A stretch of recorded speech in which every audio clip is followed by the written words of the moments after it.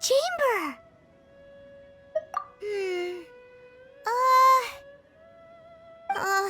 This is bad. Paimon's supposed to be your guide, but Paimon doesn't know where the way up to the Jade Chamber is. Well, since we want to go to the Jade Chamber, heading to its location on the map is the sensible thing to do. Let's look around. There has to be a way up there nearby.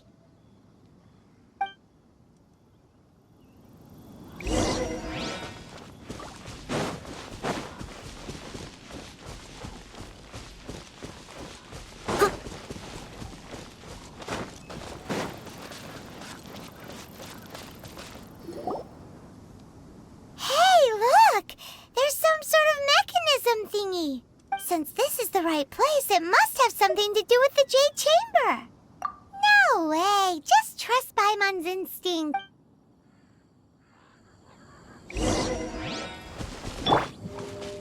Over here.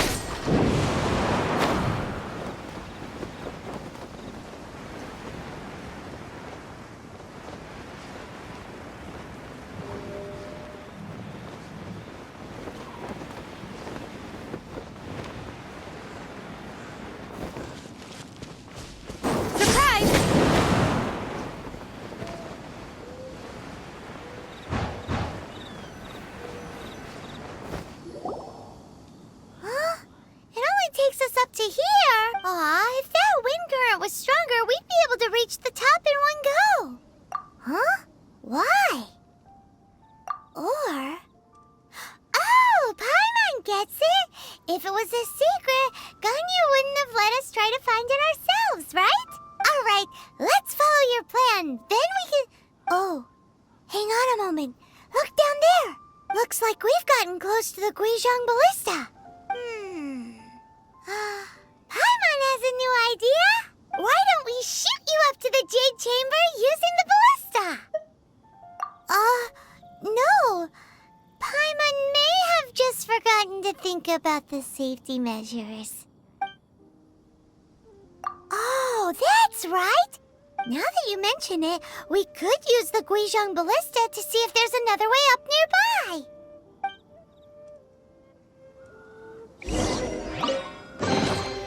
The scent of treasure.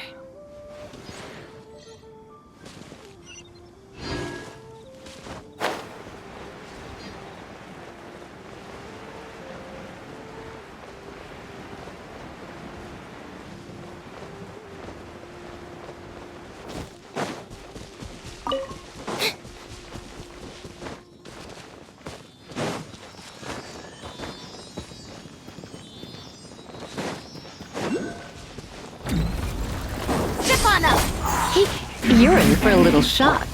Scatter!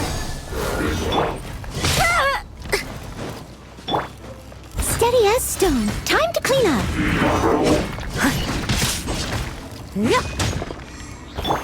Surprise!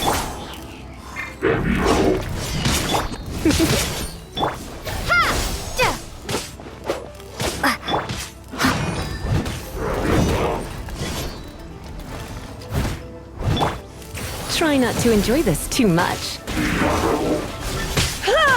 You're in for a little shock.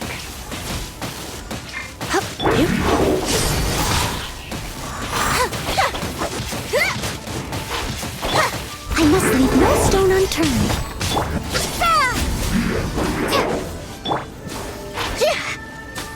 Zip on up!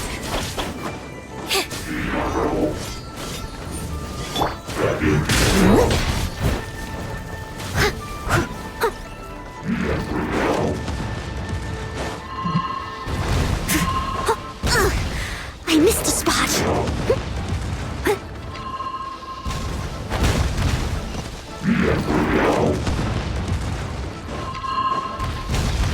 Leave it all to me.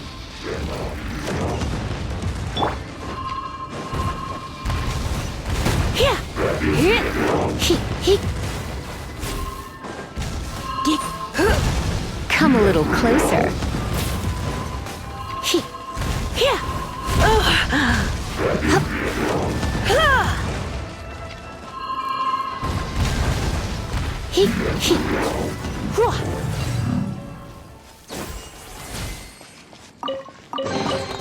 No pain, no gain. I must leave no stone unturned. I'll catch up.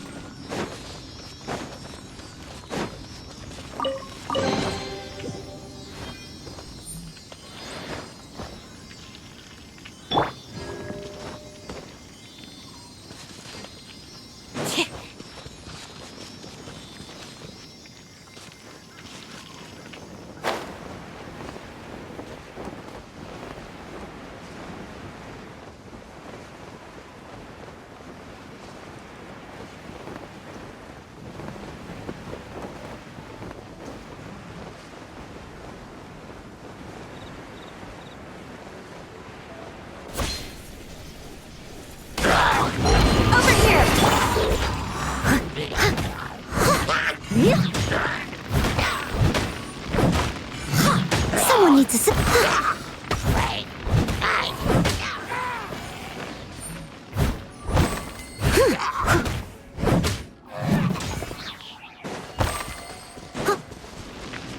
You're in for a little shock. scatter! Be amazed! Leave it all to me.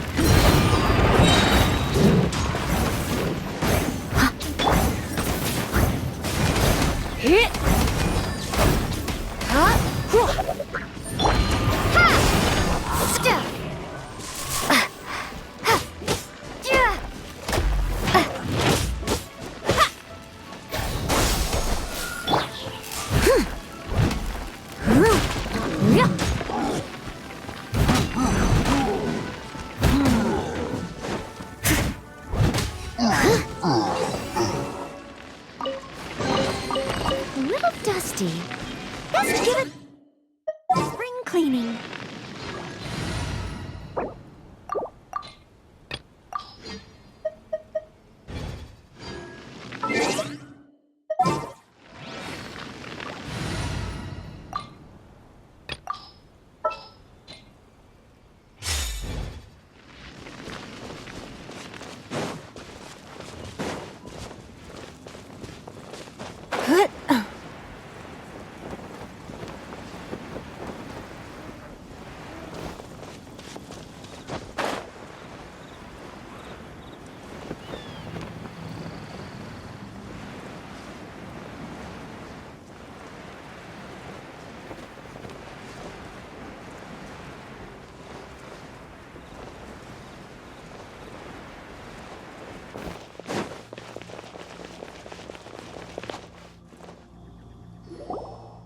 Halt!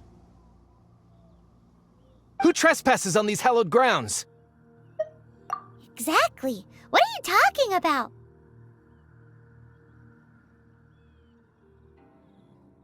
We're invited guests. What makes you think you can treat us like this?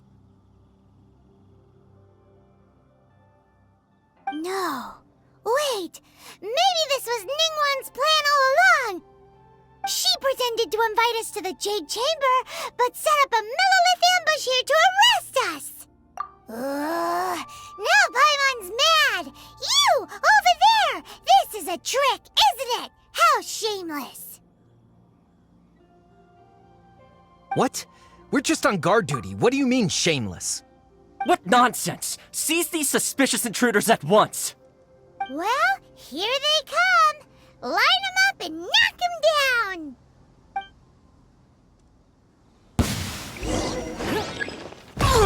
Submit!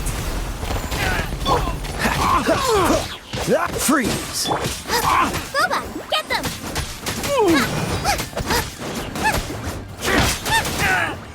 Dodge this!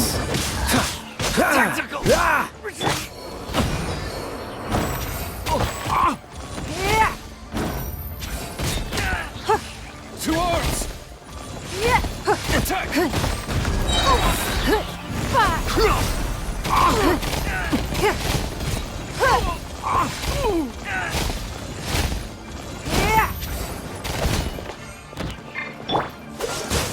What's the hurry? Out of the frying pan, into the by royal decree! Now! Midnight Phantasmagoria! Cool it!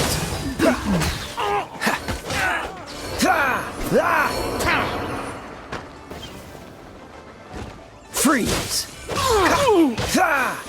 Tactical! Who goes there? Retreat! Take the target alive! Your toast! Dodge this! Don't get frostbite! Don't waste my time. Your life is mine. Attack! Take this!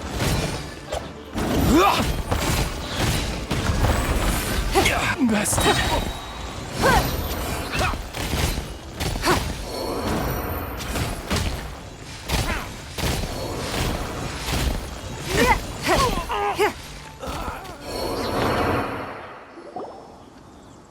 Stop! What's all this about? Lady Kuching, these two strange people suddenly appeared. They seem to have designs on the Guizhong ballista. Who are you calling strange?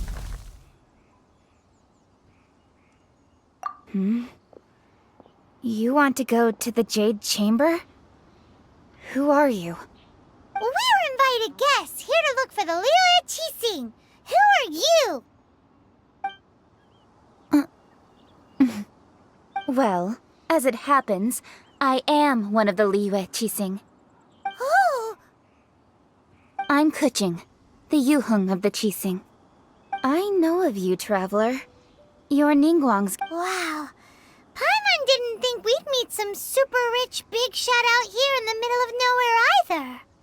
The Guizhong ballista in Tianheng Pass has long been in disrepair, and yet it was fixed in a single night. I came here to investigate that occurrence. These Millilith are just here to guard the scene, not to arrest anyone. So this was all a misunderstanding? Paimon never would have thought.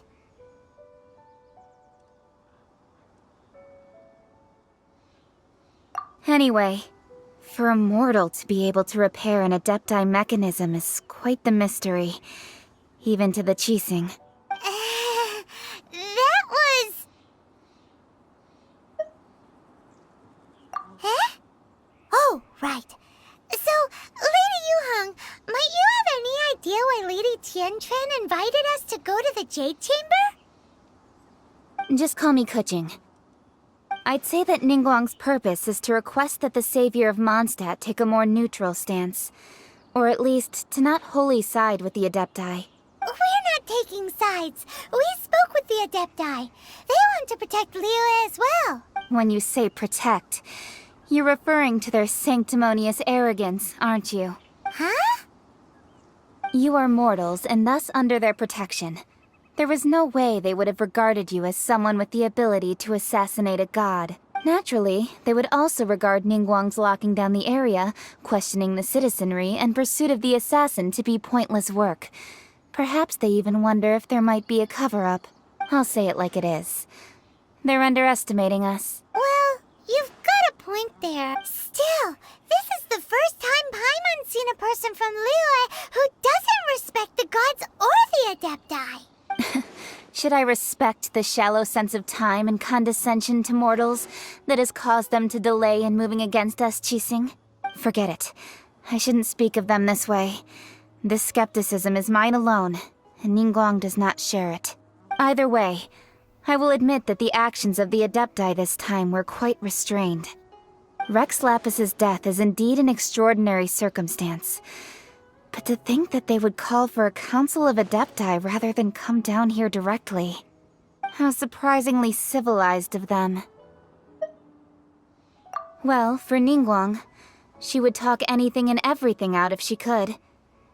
But I doubt we can do that here. The time of the Adepti has long passed. If even the Liyue Qixing don't want to face that truth, then what future is there for Liyue? Another super bold statement. I'll stop here. Honestly, I hadn't intended to say so much. But you're a good listener, traveler. You should both be off to the Jade Chamber. Don't be late now. The cream of Liyue's mercantile crop all see ascending to the Jade Chamber as the greatest honor. Each brings rich gifts as they visit, all to curry a little favor with Ningguang. Favor?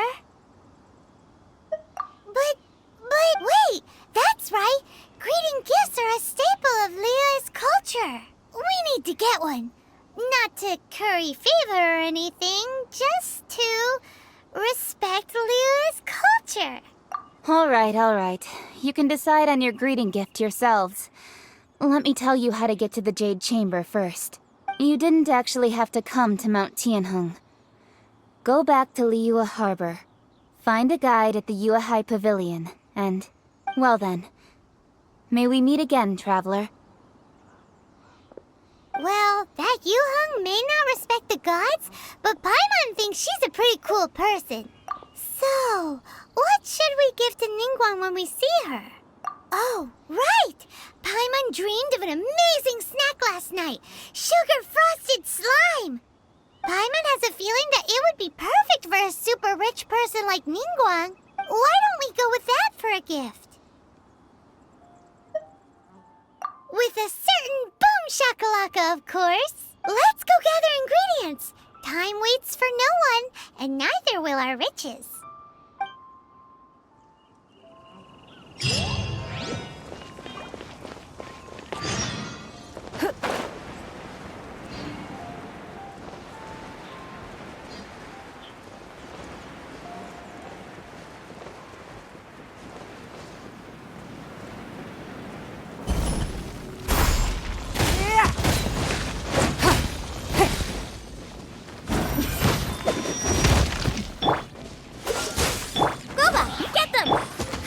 Give up!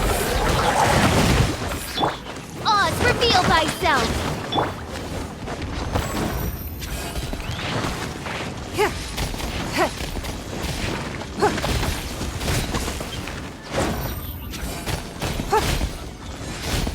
It's nothing.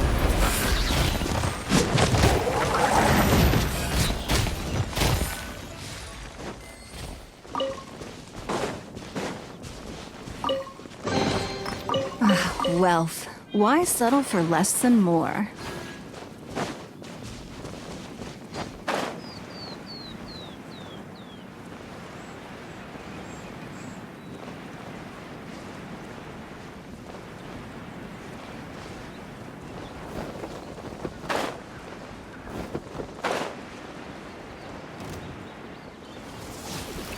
Ooh, look at that slime! It looks crystal clear! And very delicious! That's the one!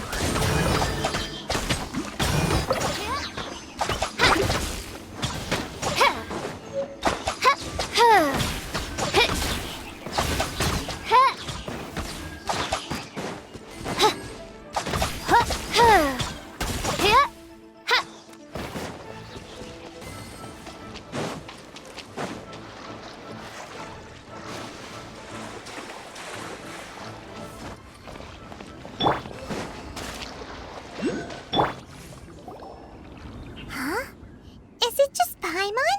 Or is there a sweet fragrance in the air? Huh? Did you hear that? It seemed like it came from those ruins over there. Uh-oh. It looks like the treasure hoarders have locked someone inside.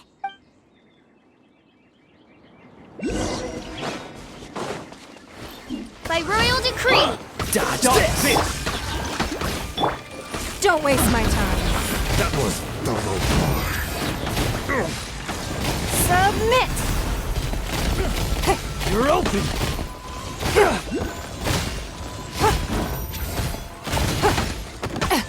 Rude. Give up.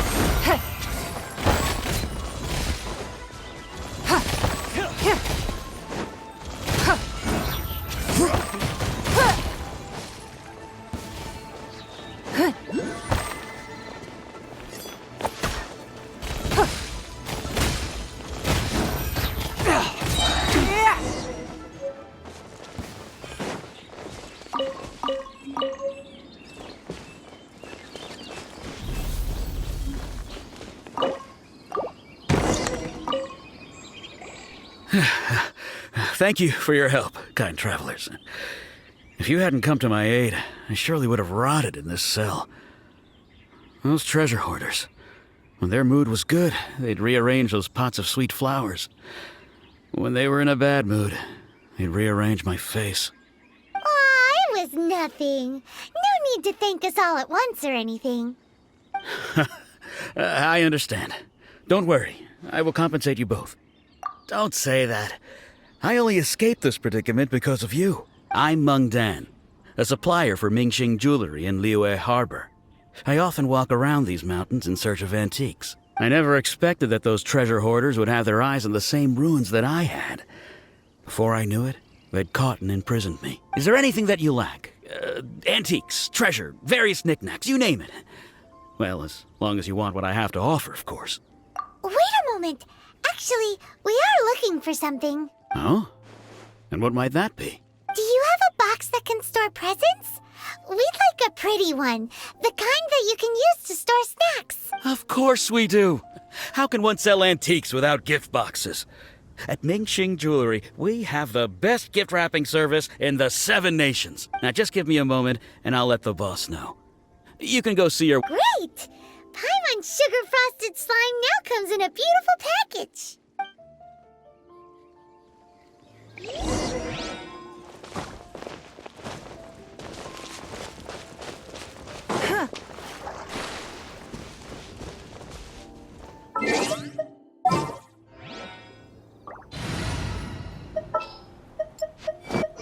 Outrider Amber, report.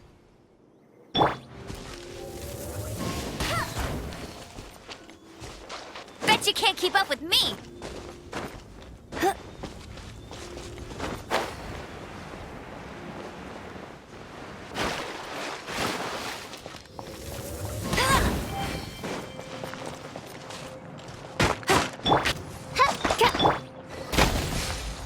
No excuse for slacking.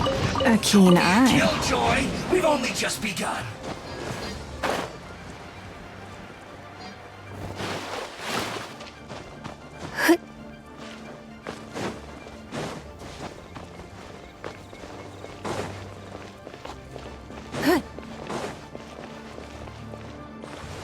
This should be fun.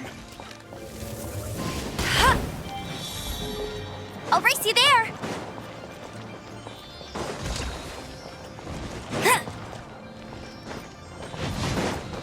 Put your back into it.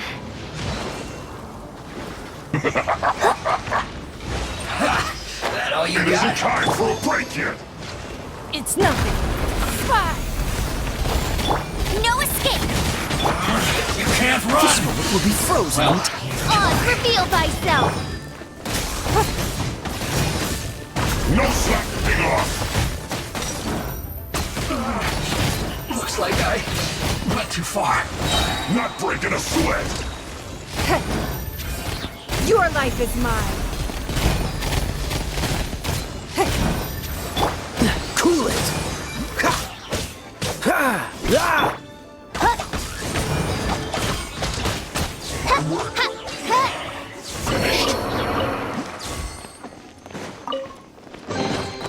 Destiny has brought me hither.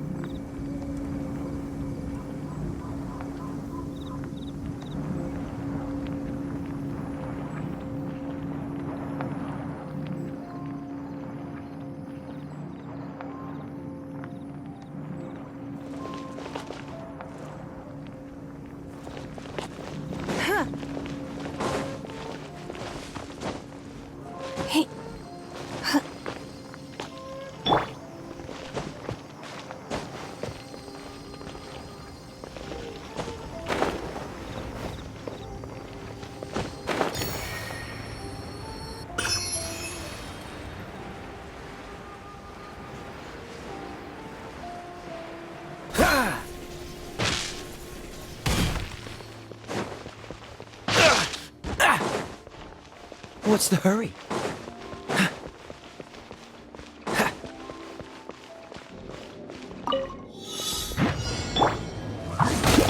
Freeze! Give up.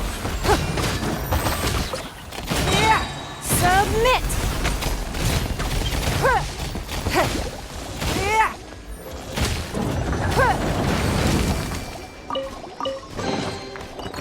Wealth. Why settle for less than...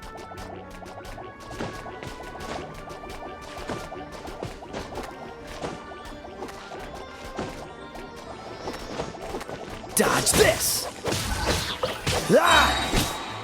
Ah! Ah! Ah!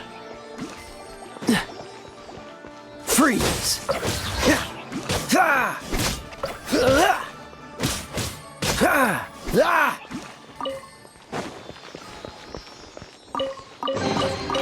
Fascinating.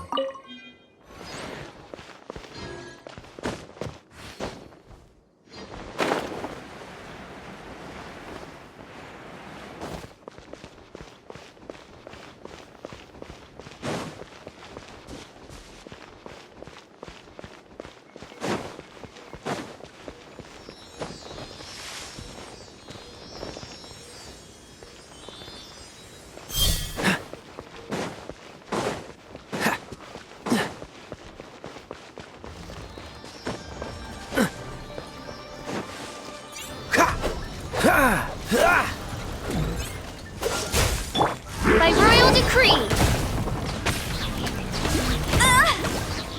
No one escapes my sight. Don't waste my time.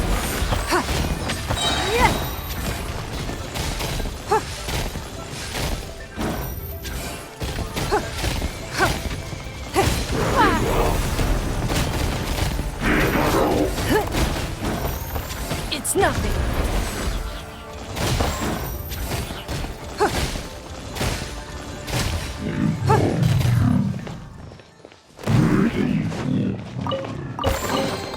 A keen eye.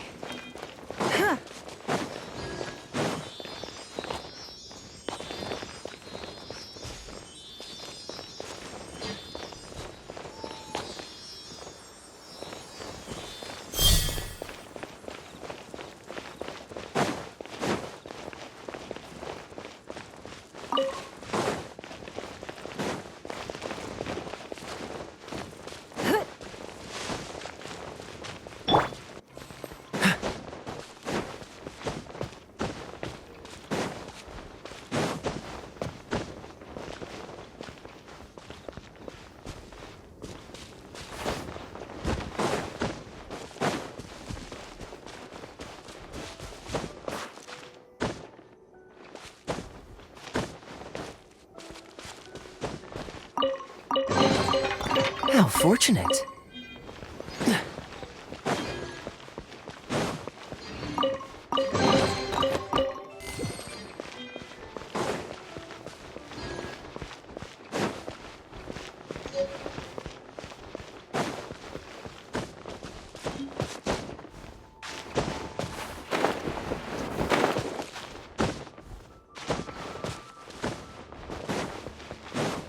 What's the hurry?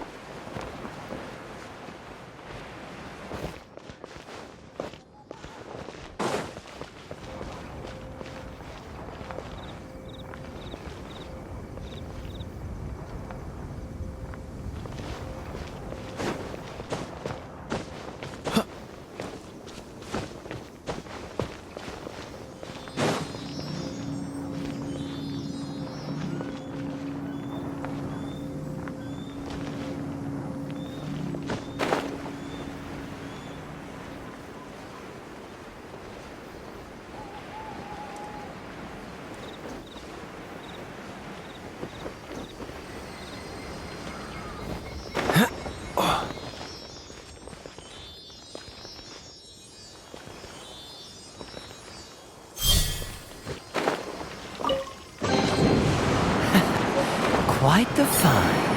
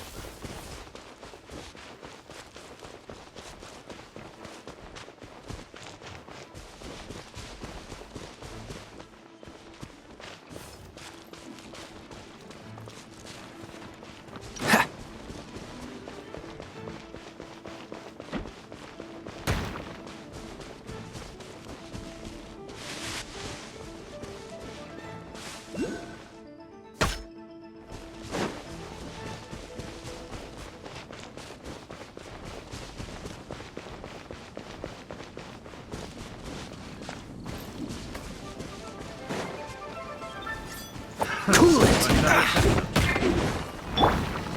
Don't waste my time.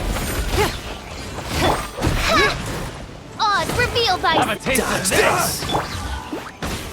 Suffocate! Your life is mine. Freeze! Suffocate!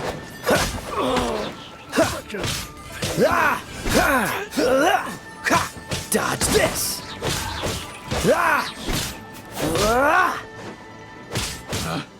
Picked the wrong by royal decree. The hunter. Destiny has brought me hither.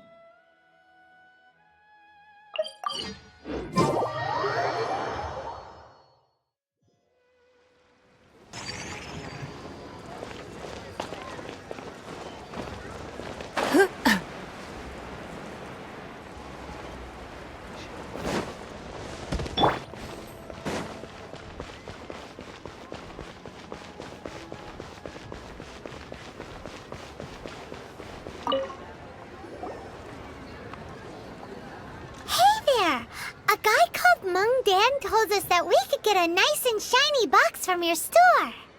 Uncle Mung already told me about it. Thank you both for saving him.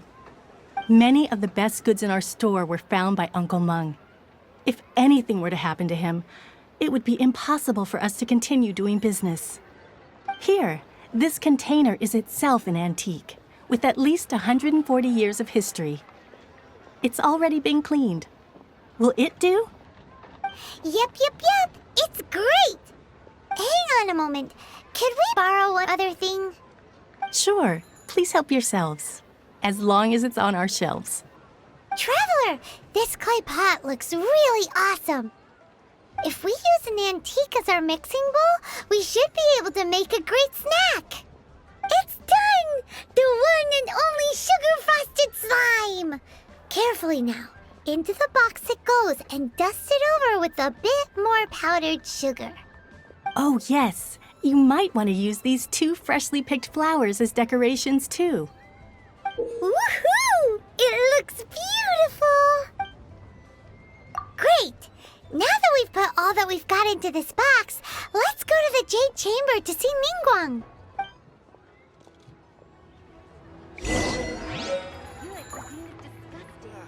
Lee cuisine is inedible.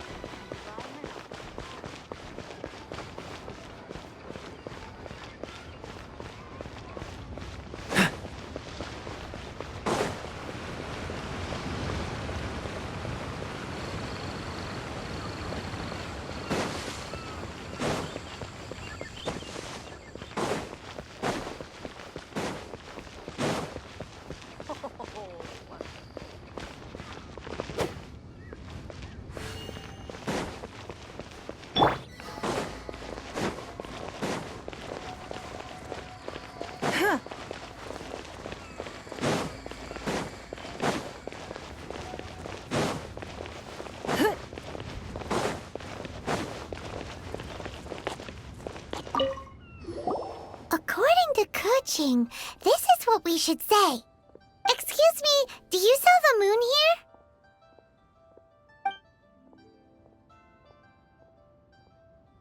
Yes. How many would you like?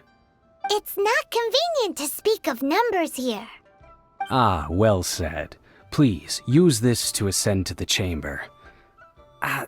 Yes, speaking of which, are you two the guests that Lady Ningguang has arranged to meet with today?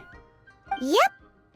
And yet the code they used was not the one for guests, but for the Yuheng. What's going on here?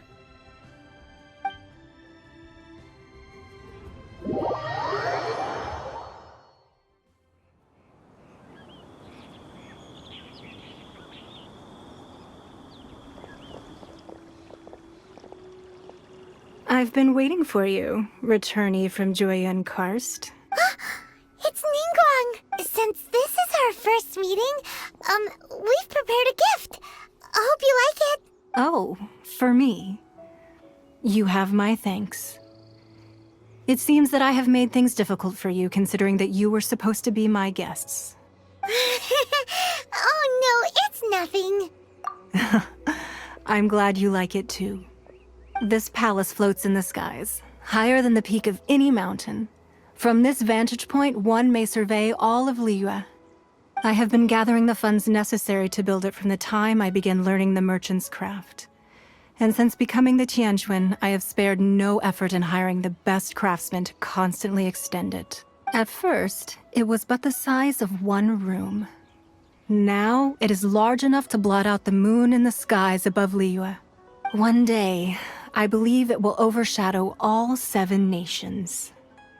Not many from outside Liyue earn the right to ascend to the Jade Chamber. But I have been in correspondence with the acting Grand Master of the Knights of Favonius, who spoke highly of you. As such, I have been putting eyes and ears out ever since you reached Liyue. What? And I finally got wind of your movements when you were on the way to Wangshu Inn. Wait, was Vergoldet one of your people? Just Vergoldet? No. Everyone at Wangshu Inn is one of ours.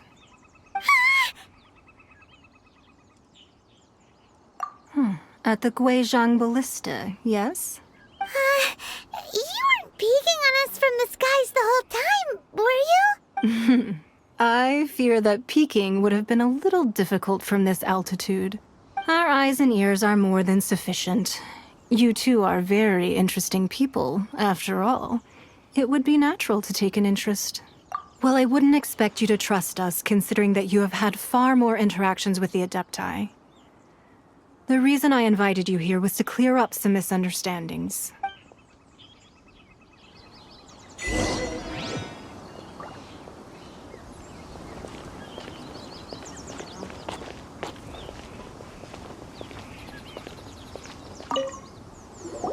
I believe that you've heard of the Archon War.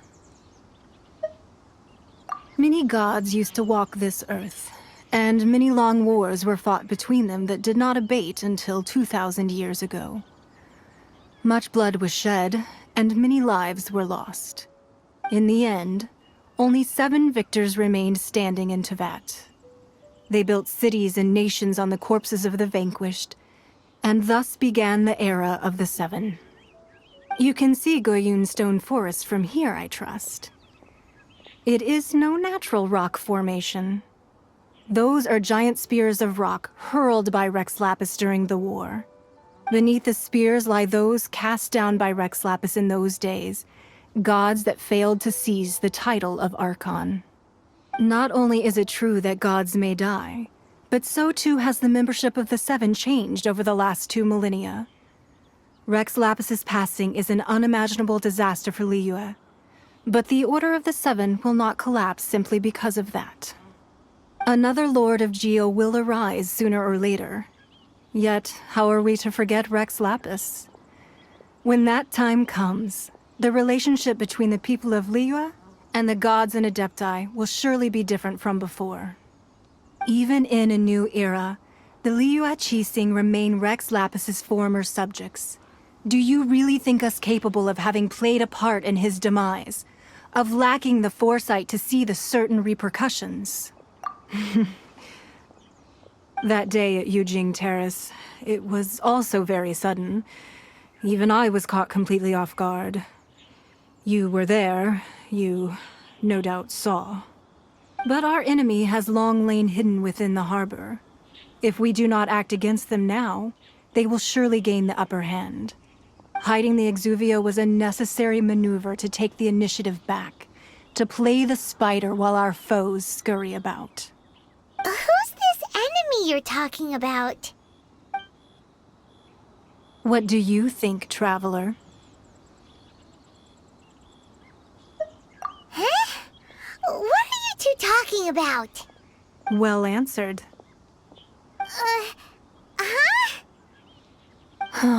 The scenery out here is fine indeed, but the wind is a little strong. Our preparations to receive guests within are complete, so please, this way.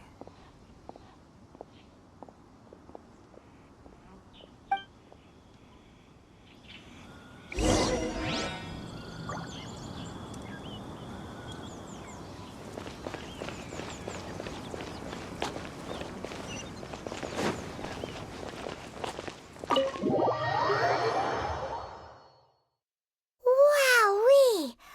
What a huge hall! Paimon's never seen such a fancy place before.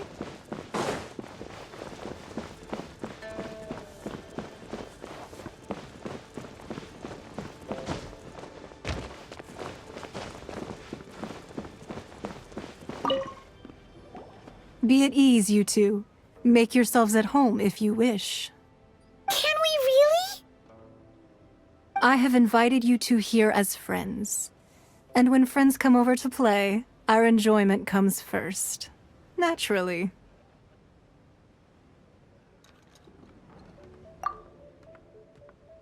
Ooh! Isn't this that legendary wall? Why, you've kept your ear to the ground, I see. That's because even the storytellers are talking about it. Everyone's after a piece of paper from that wall. It's super famous. That's because that wall records Leo's secrets. Merchants have always been attracted to secrets. But the secrets of the mercantile world are of no interest to you, are they, traveler? You're rather special, really, and I think you're quite aware of that. If possible, I'd like to have your trust. But if you were to choose the more trustworthy person between myself and Kuching...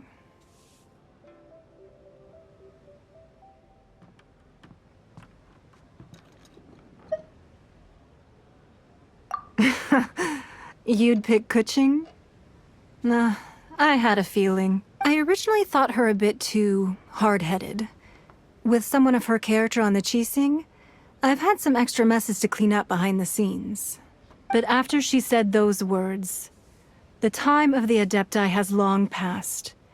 If even the Liyue Qixing don't want to face that truth, then what future is there for Liyue? Well, I must say that quite a few of my doubts have been dispelled. I won't deny that Rex Lapis's passing seems advantageous to us. But for Liyue's sake, we cannot allow ourselves to be shackled by rumors of our usurpation of power. Indeed. It seems that you understood what I meant to say from the very beginning. I called for the gag order and for the Exuvia to be hidden to temporarily stabilize the situation, and also to prevent something similar to the incident in Mondstadt. With Rex Lapis's death, the Fatui have busied themselves with many clandestine actions beyond their diplomatic remit.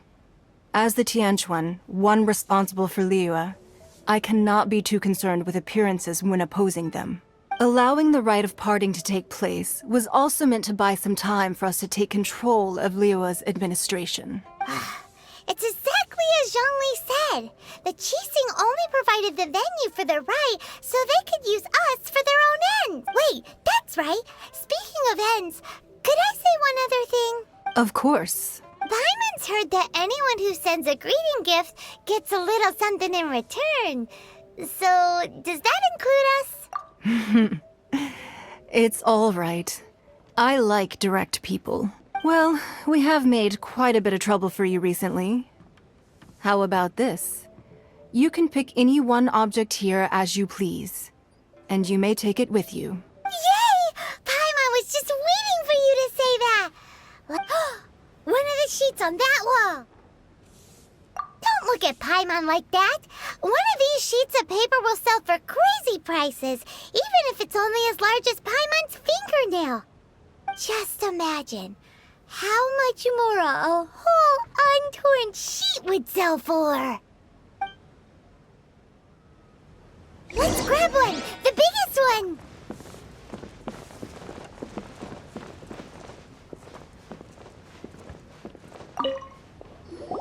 Huh? Well, that was an easy search. The biggest sheet is right up there in the most obvious spot. Let's go with that one. La la la la la. Let's see what's written on it. Huh? There's a place marked with a circle on here. Oh, could it be treasure? Whatever it is, it better make us filthy rich. Let's see what's written over here. Sigil of permission, something, something, Fatui, research, copy. Huh? Aw, that doesn't sound like treasure at all. This piece of paper shows that a Qixing spy discovered traces of classified Fatui research on the Sigil of Permission. Oh, Ningguang did say that the Fatui have been up to all kinds of mischief in the shadows of Liyue, spreading rumors, wanting to get their hands on the Archon's body and whatnot. But research on the Sigil of Permission? Paimon wonders what they're up to. Speaking of which, there's also some connection between you and the Sigil of Permission. Seems there's still more for us to find out. Oh, you really think so? Well, should we not go then? Oh, so you're saying that it's precisely because we can't completely trust Ningguang that we should confirm the truth of what she says for ourselves. That's way out of Paimon's league. Paimon thinks she's been nothing but good to us. Anyway, we'll see if you're onto something. Before we look for Zhongli at Dihua Marsh, let's go to the place marked out on these papers and see if the Fatui really are up to no good thing.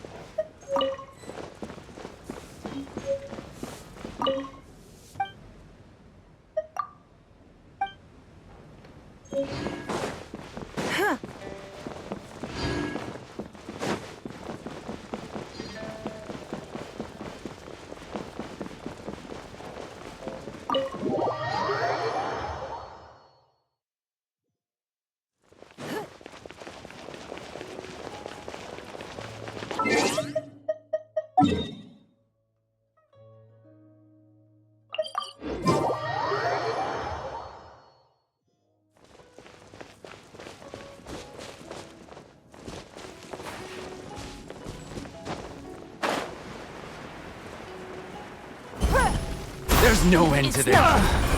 Cool it! Freeze!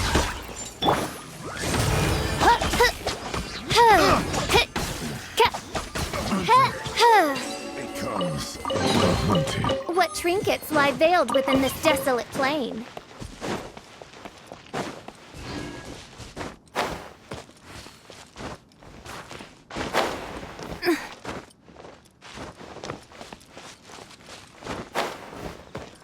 There really were Fatui at the location written down on this piece of paper. Crisp. And they look really mad at us, too. Flesh is preserved. Chilled to the bone.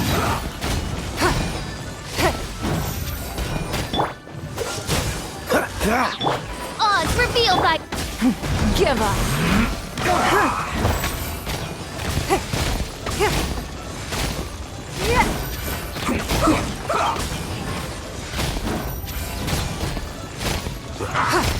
Frozen food. Almost cooked food. Disgusting. Let's end this quickly. This is bad. It's nothing. Your life is mine.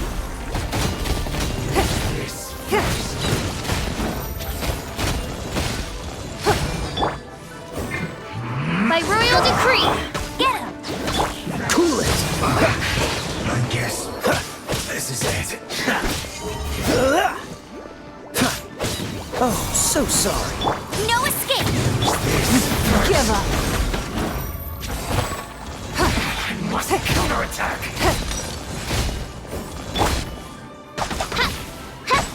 Shadow Raven, let night fall! Go, Baron! Freeze! It's nothing. Finally, some quiet.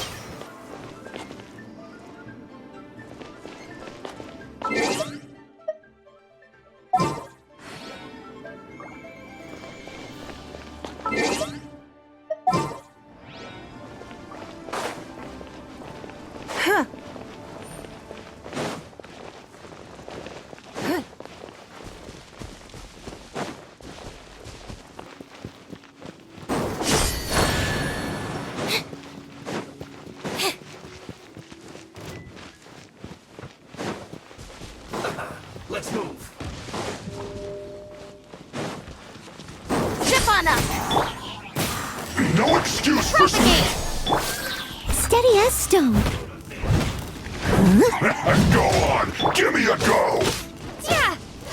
Put your back into it! Scatter! Germinate! No slacking off! You're in for a little shock.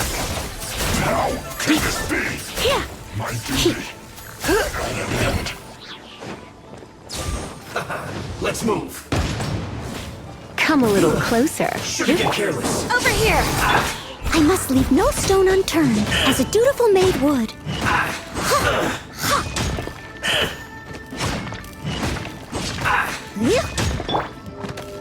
Zip on up!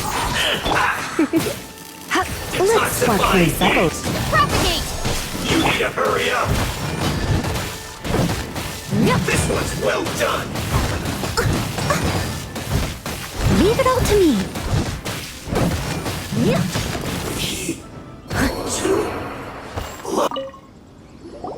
There are so many talismans here. And some stacks of blank paper, too. Paimon's seen this pattern before.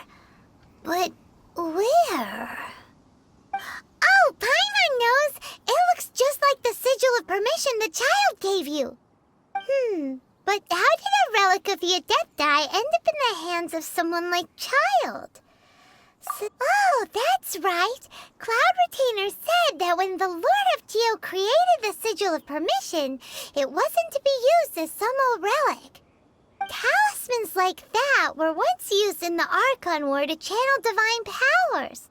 Maybe the Fatui are copying the Sigil of Permission in hopes of achieving a similar effect. Being able to channel divine power in battle? Whew. That sounds pretty dangerous.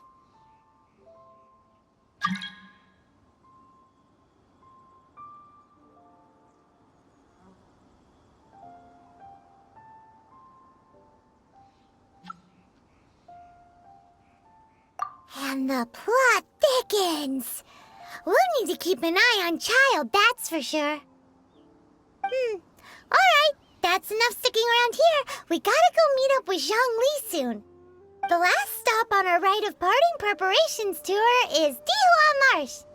Let's go! Paimon hates being late.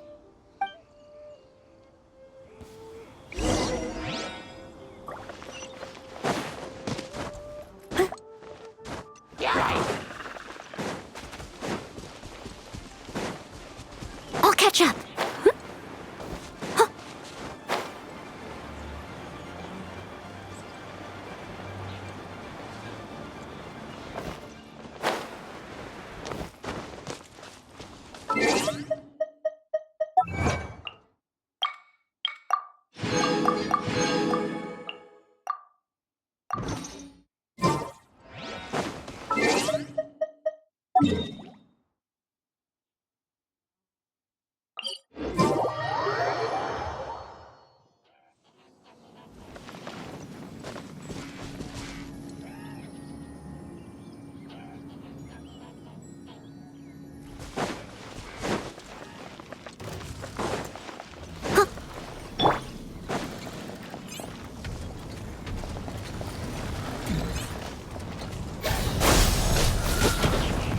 Come a little closer.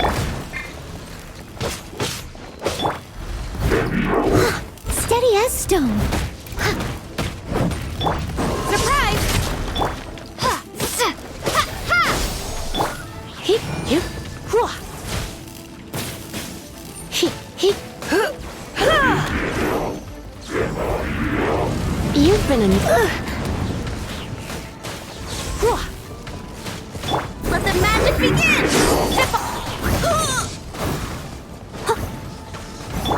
Heep, heep. Heep. Hit. Blitz. Geek. Propagate! Leave it all to me.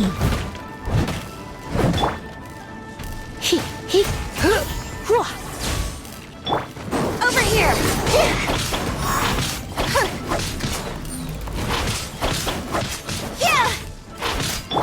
You're in for a little shock.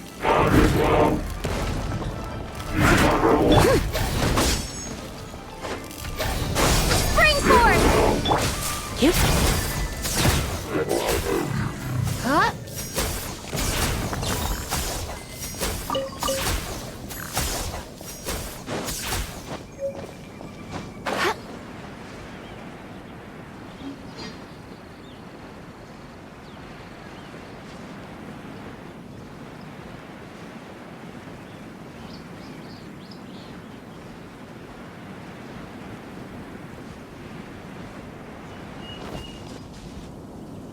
Right on time.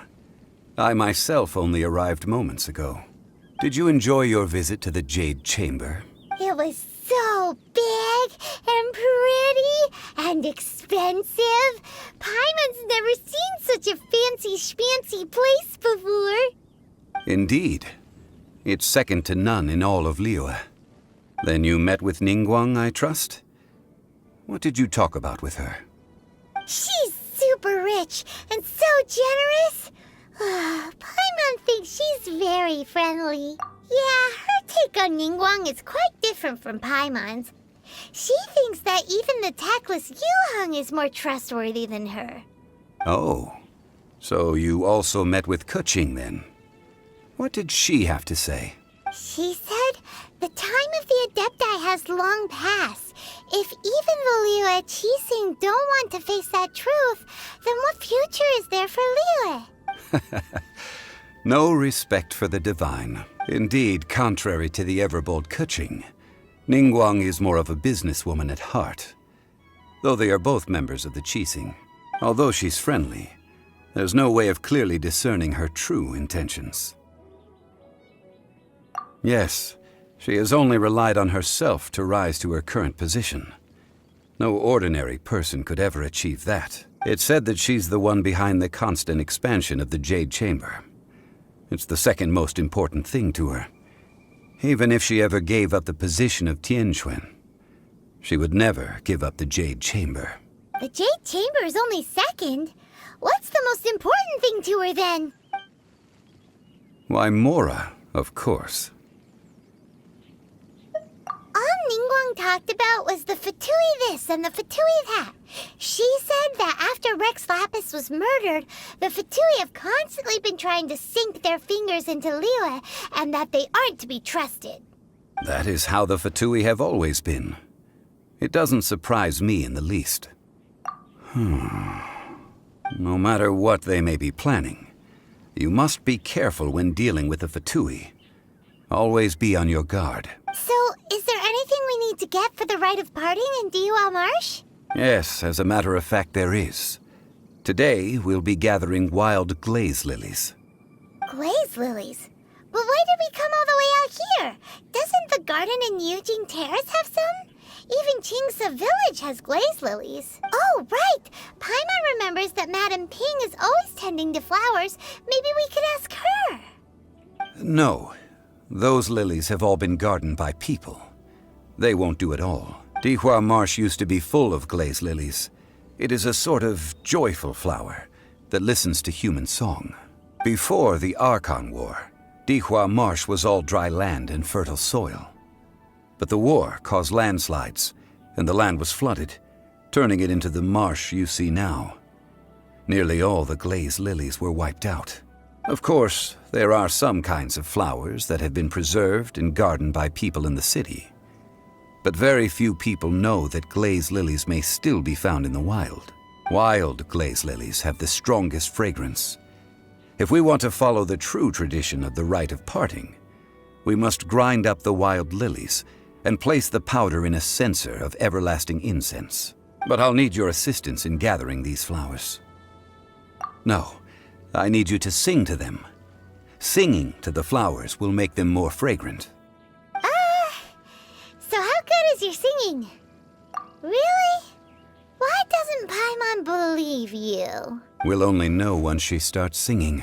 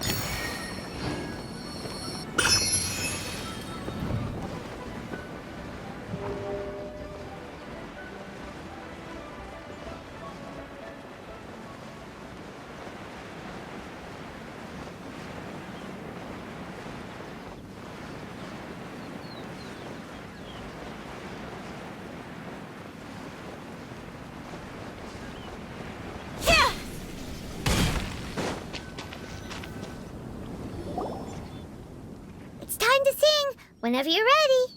Da da da da da da da da da da da. What happened? These flowers are jumping. They look really angry. Is it because you sang a song for Mondstadt that they don't understand Liyue? Learning to be gentle. Ha! Time to clean up.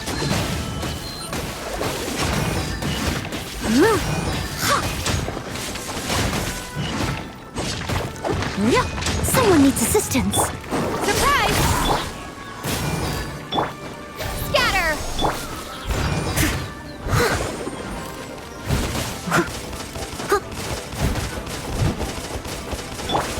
Trip on them! Be amazed! Come a little closer.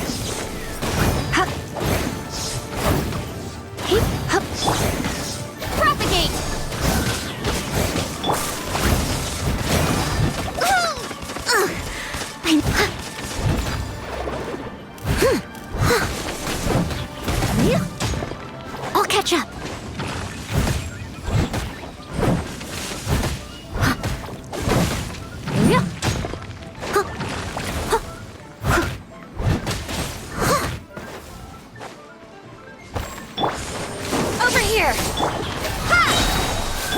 You're in for a little... Leave it all to me.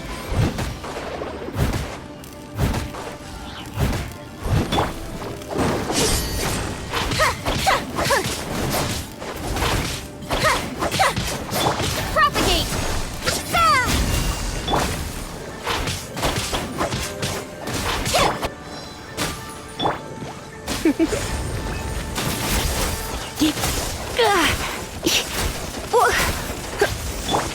Nirvana! Yeah! I must leave no stone unturned.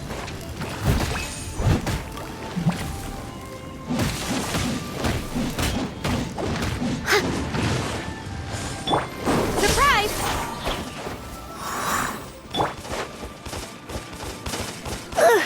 Come a little closer.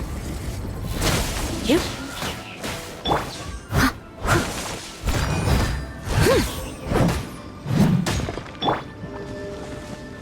Nirvana! Here.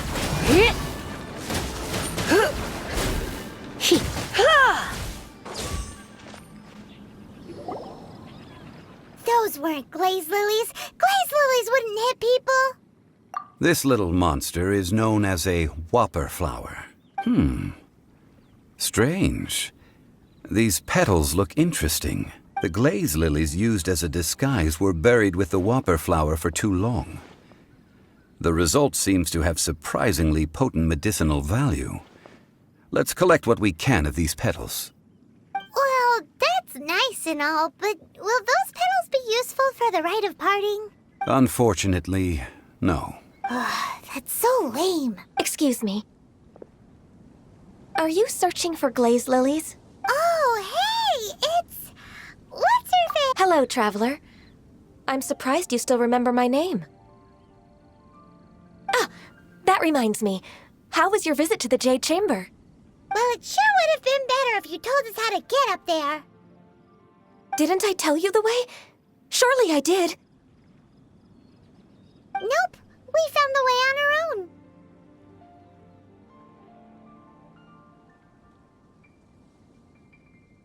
Oh, I see. Uh-oh. I guess I really did forget to tell them. Something seems a little off about Ganyu. She's acting different from the first time we met. Where's her serious attitude now? Ah, well, I met you at that time as an emissary of the Tianquan. But now, I am simply out on a stroll to see the flowers. You came all the way out here to see the flowers? Why not just enjoy the gardens of the city?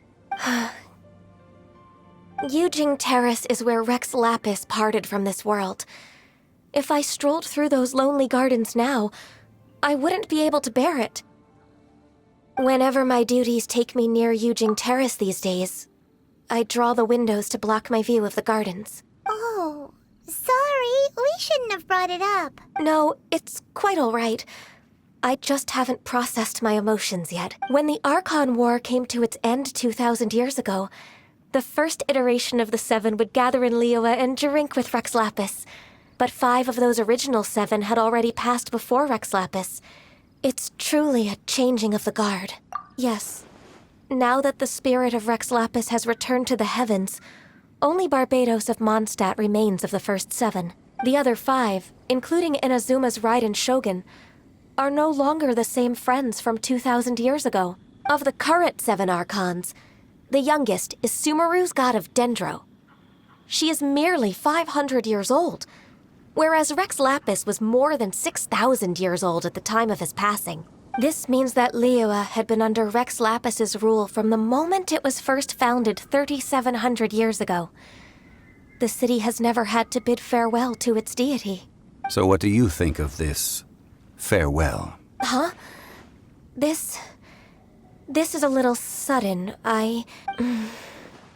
As a mortal, I've never dared to imagine a Liyue without Rex Lapis. But as an Adeptus, I think I will eventually come to grips with reality. Since Rex Lapis has passed, the time of Liyue's contract with the gods and Adepti has now reached its end. Huh? Did you just say, as an Adeptus? Yes, I am a mix of human and Qilin. Adeptus blood flows through my veins. I fought for Rex Lapis and the city of Liyue during the Archon War. After the war ended, I signed a contract with Rex Lapis and took the position as secretary for the Qixing. I've continued those duties to this very day. Well, let's save that conversation for another day. You say that you are here looking for glaze lilies? I also know where wild glaze lilies can be found. See, I've just picked one myself. Here, you may have it if you wish. We dare not refuse it. Oh, so did you sing a song before you picked the lily? Indeed, I did. I know this tradition well. In fact, I sang a local Liyue ballad to it. Wow, so you really know your stuff, too. Thanks, Gunyu. No, it is you who I should be thanking. If not for this chance meeting, I never thought that I would be able to contribute to the upcoming farewell for our ancient lord. If you would excuse me, I should return to my work now. Good luck. And that just about does it. Our preparations for the rite of parting are mostly finished. Given the ease of picking glaze lilies, I think this was a fitting end to our tasks, in more ways than one. Yeah, Paimon can already imagine him starting a business in Liyue. I've had enough ventures in my life already. Beginning a new undertaking is always difficult at first, and requires no small amount of effort. And once business is at full steam, the stress of it all only wears away at you over time. So you must be careful to take the time to step back and re-examine yourself. If left unchecked, the wear and tear on your heart may go well past mending. Wow. See? Zhongli sounds like he's already seen it all. Alright, I think it's about time we head back to Liyue Harbor now.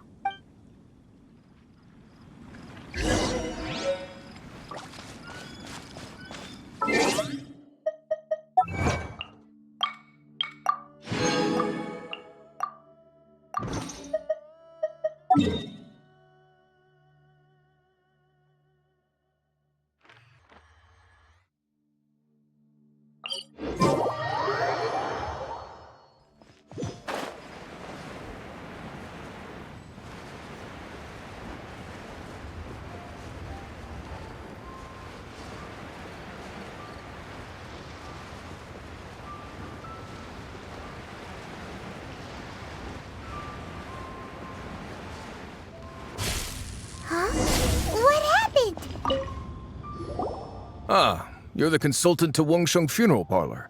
Mr. Zhongli, I presume. The Millilith are watching our every move now.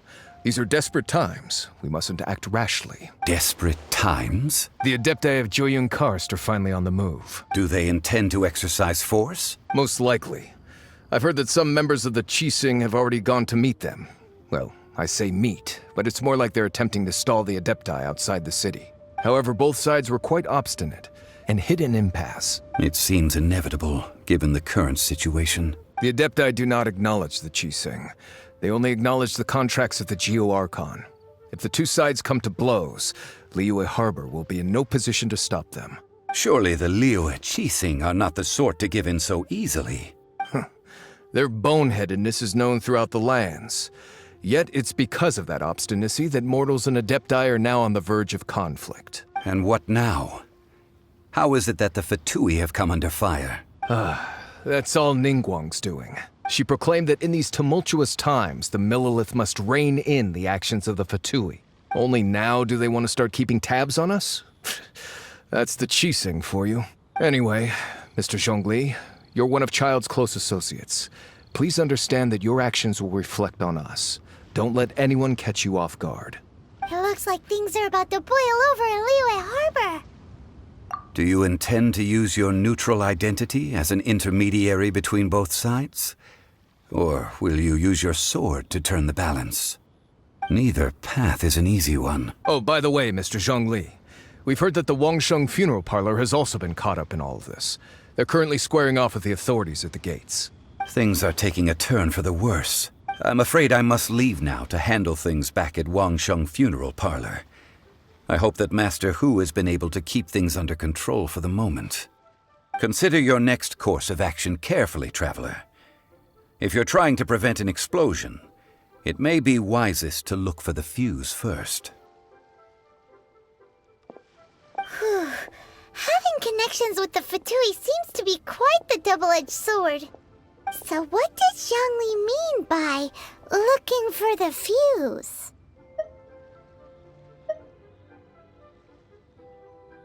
Oh, Paimon gets it.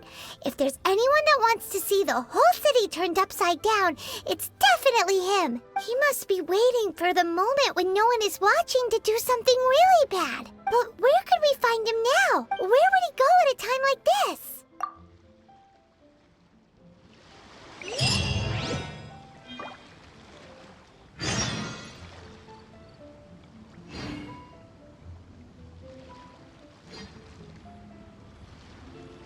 Today's no good for going out. Did I say that yesterday as well?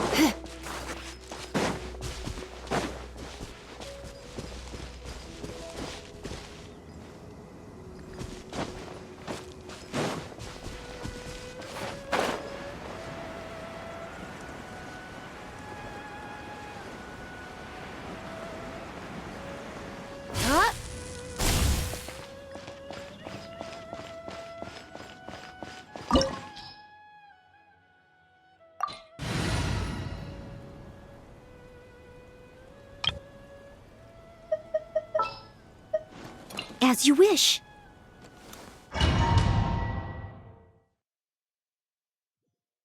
Wow! This is the Golden House? It looked impressive enough from the outside, but who would have guessed that it was even fancier on the inside?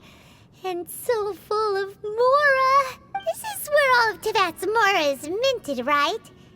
In that case, maybe they won't notice if a few Mora go missing. Oh, so it's a trap! Tricky, tricky. Good thing Paimon's got you here. But even if we can't take any, we can still have a closer look, right? Or better yet, take a nap on top of a mountain of Mora. It's like a dream come true. Oh, right. Back to business. It's quiet. Too quiet. Surely someone's gotta be guarding something as important as the Exuvia. Huh? Look! What happened here? Uh-oh. Paimon smells trouble. Quick! We have to go make sure that the Exuvia is all right.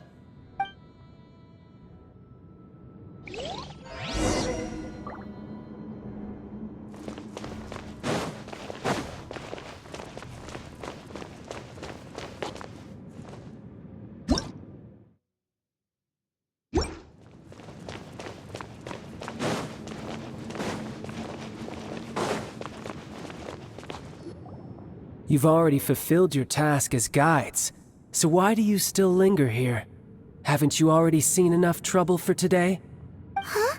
Who's there? If you were Fatui, I imagine that you would be entitled to a generous reward from the Tsaritsa herself. But now, you're nothing but dross, and you're in my way. Although I'm deeply grateful to you that I was able to effortlessly find this secret location, don't you think that trying to stop me now would just be wasted effort? Stopping the Mora Mints, hiding away the Exuvia. The Chising are really pulling out all the stops this time. So you've been planning to take the Gnosis from inside the Exuvia all along?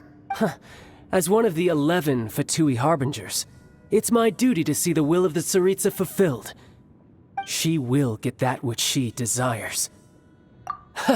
I'm not asking for your blessing, and there's nothing you can do to stop me anyway. The time for discussion and diplomacy has already passed. I mean, if it were up to me, I would have skipped that stage to begin with. But I'm willing to do as the Tsaritsa deems fit. Either way, we now come to my favorite part. A simple pleasure, and one that I am oh so delighted to be sharing with you. The battle. Battle? So you're the type that goes looking for trouble, huh? You could say that. When Signora offended the deities outside the cathedral in Mondstadt, she swiftly left the scene once her mission was accomplished. Instead of confronting you directly, she chose to rely on the snow and ice to make her escape. She wouldn't want the knights to come running towards the sound of battle now, would she? When she faces a worthy opponent, she will prioritize her mission, weigh the outcomes, and consider the consequences of her actions. But as for me, the greatest pleasure of being a Harbinger lies in crossing blades with strong opponents. We won't let what happened in Mondstadt ever happen again! Oh, so you intend to fight me? Good. I won't kill you, Traveler. I'll just play along, to feel the thrill of battle. Besides, you could never defeat me, not even in your wildest dreams. But hey, try to relish the fight anyway, because if you ask me, without that, what else is there?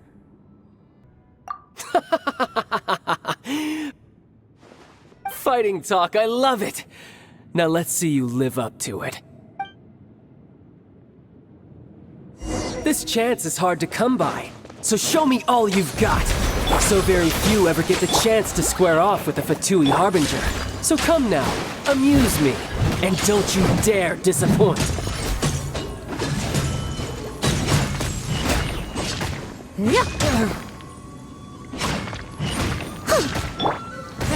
Submit! Dodge this! Not bad, not bad. Ha! Freeze! Astral Voyager!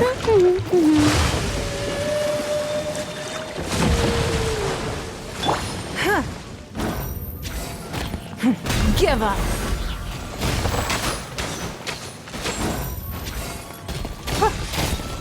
You've made some progress. Guess I should take you more seriously. Good. No wonder Signora was so wary of you. Well, that just means I can go all out. Brace yourself. This is about to get tough. Now, show me what you can do against the might of a Harbinger.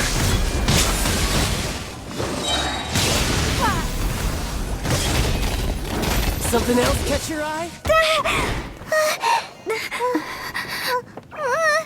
Not bad. Your swordsmanship is quite impressive. But that's about as far as you'll get.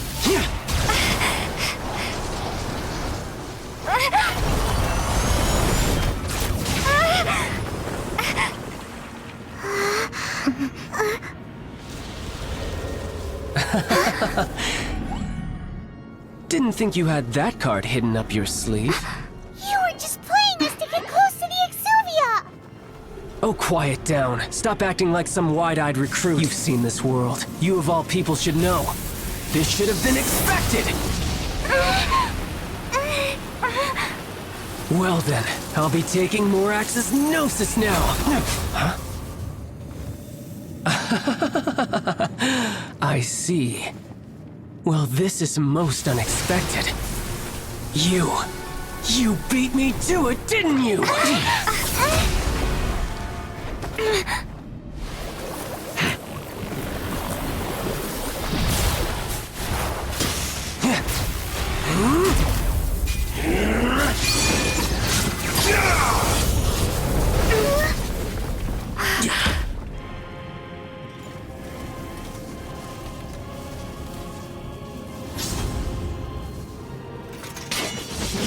Not bad. But this is going to cost you! Yeah!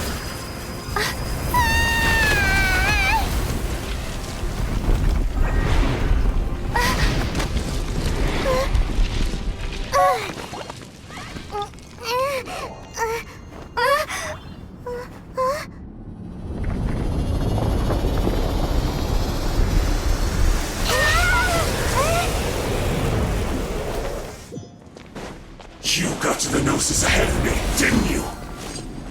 Did you simply move faster? Or did you leak the information regarding the Golden House to me on purpose? No matter. Hand the Gnosis over, now! Don't make me take it from you!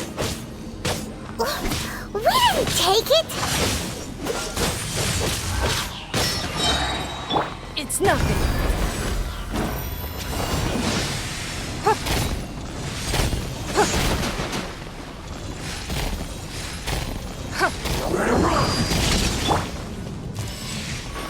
Let it rain!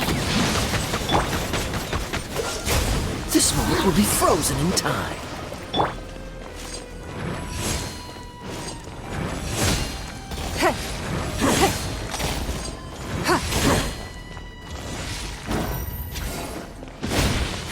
Give up.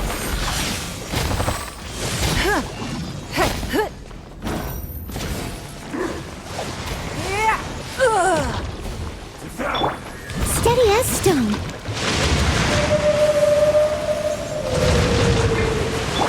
It's nothing. Your life is mine.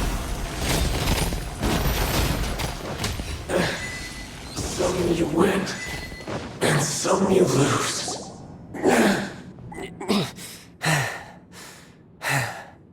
Look!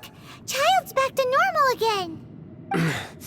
Well then, time to cool off. It seems the burden of the foul legacy transformation was too great for my body. I lacked the opportunity to think this through. And now that I consider the matter more carefully, you never had any chance of beating me to the Gnosis. You had no connection to the Gnosis, no matter where it had been taken.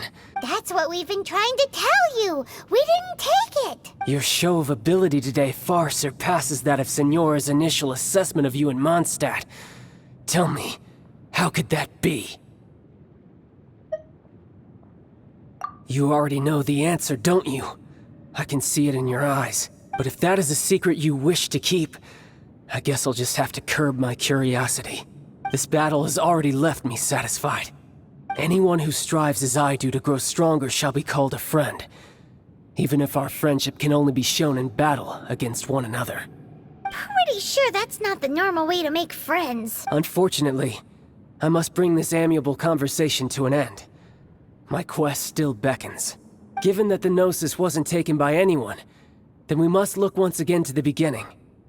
Perhaps it was never in the Exuvia to begin with. In fact, it might be that the Exuvia was just a diversion of sorts. What? So you mean that... Yes, it appears so. Interesting to say the least. It seems that the guardian deity of the capital of commerce is also well versed in little maneuvers beyond the boundaries of contracts. As such, we must now look to our backup plan. Backup plan? I had hoped it would never come to this, for the weak will be swept away in the process. The truth is, the world belongs to those who pursue strength. I seldom willingly involve myself with the weak. Unfortunately, we cannot be picky about our methods as Fatui Harbingers.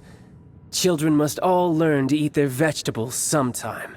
So what are you planning to do? I will awaken the god that lies dormant beneath Guyon's stone forest. A god? Osial, overlord of the Vortex, who was defeated by Morax, the GR Archon in the Archon War. and who has remained pinned beneath the waves by the Geo-Archon's stone spears ever since.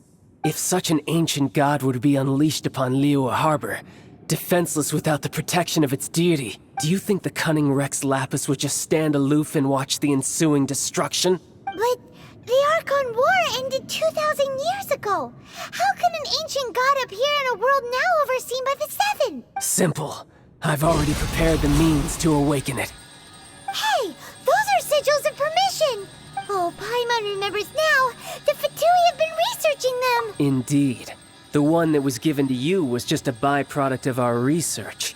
With the power of so many sigils of permission concentrated in one place, along with that which was bestowed upon me as a harbinger by our Tsaritsa, breaking the subduing might of the Geo-Archon spears for a time should be no obstacle. Using the powers of ancient gods in such a situation fails to interest me, and is largely against my principles. But knowing that such an action will not only force the Geo-Archon to show its hand, but you as well, that makes matters a little more intriguing.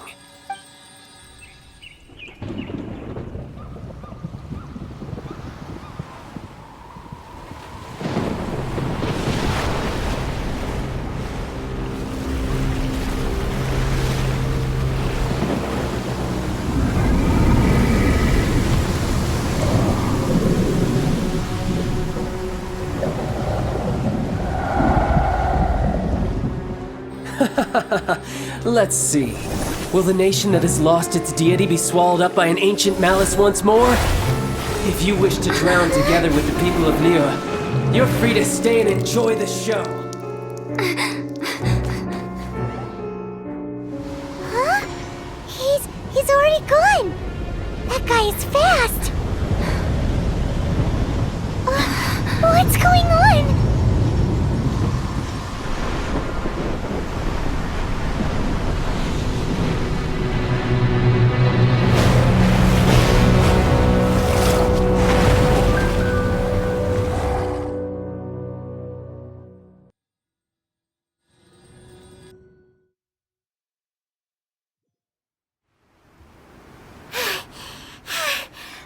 Exhausted. If we hadn't happened to see the Jade Chamber flying over just as we came out of the Golden House, we really wouldn't have known which way to go.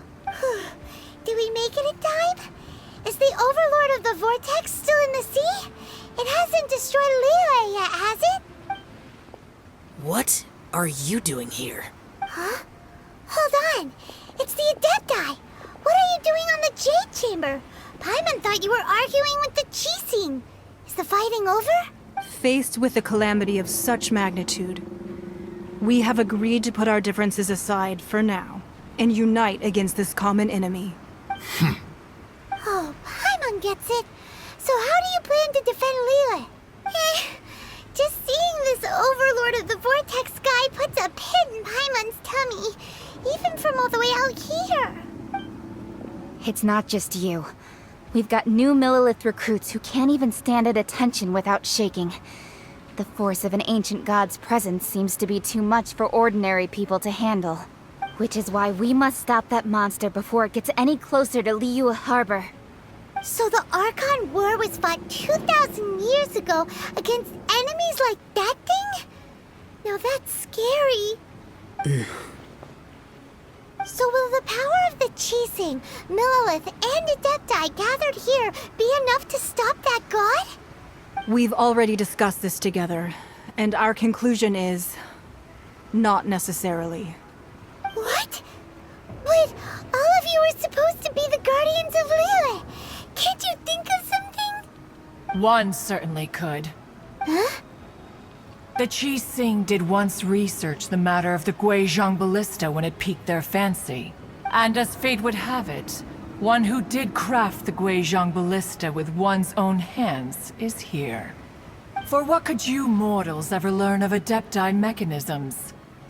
Yet, it would take one, but a little tinkering to turn this ballista into an engine of war beyond your wildest thoughts. I suppose this is one blessing from the Adepti that we should be thankful for. So be it. We shall use the upgraded Guizhong Ballista to fight off that god. All the Adepti here can lend their strength to man it. We haven't a moment to spare. Our battle begins now. Yep.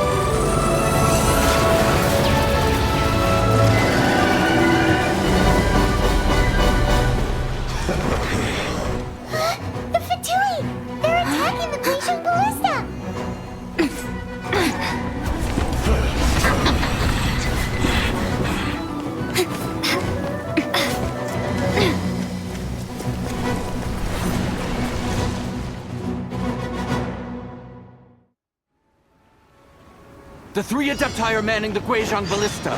Do not let the Fatui disturb their work! All able Millilith, with me! Let's go help too! We Adepti have not faced a god in several millennia. Time to Let one see what you're made of then. What strength remains within you, one wishes to witness.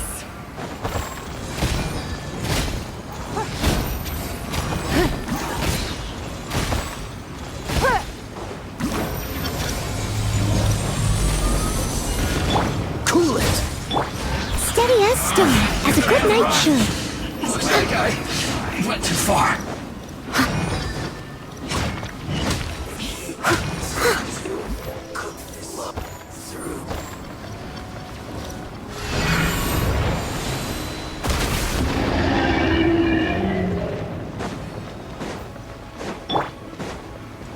Dodge this! Get him! No one escapes my sight! Submit! Don't be a killjoy! We've only just begun! I miscalculated.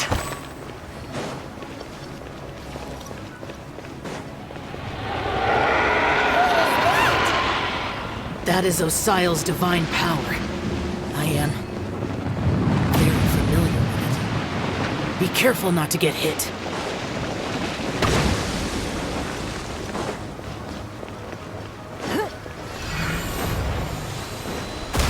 The Fatui!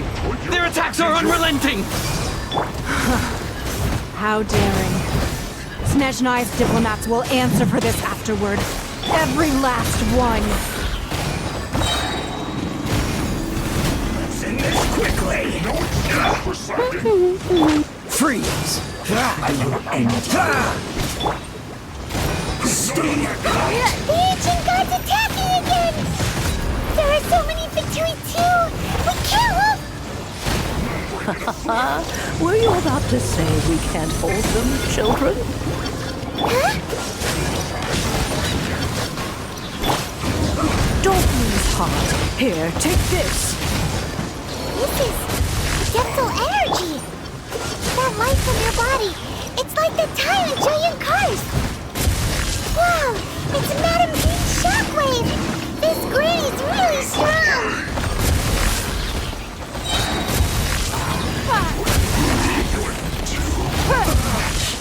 Looks like I went too far.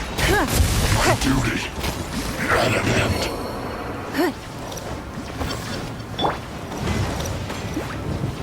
Let it rain! Free! I'm so sorry. This is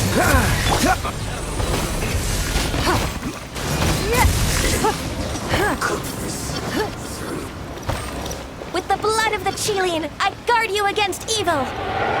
Cast your fear of injury by the wayside, and fight with all your might! I too did this during the Archon War! So this is what Ganya's like in a fight! My name means swiftness. Take my power and run as I do. We're going too fast!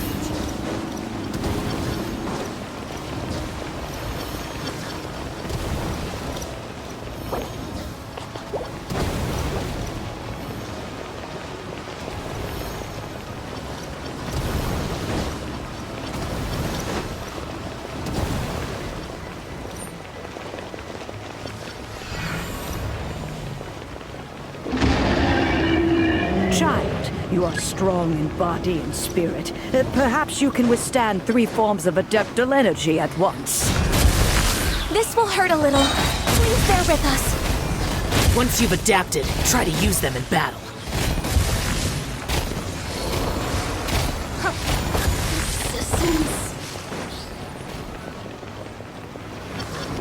No excuse for slacking. Give up.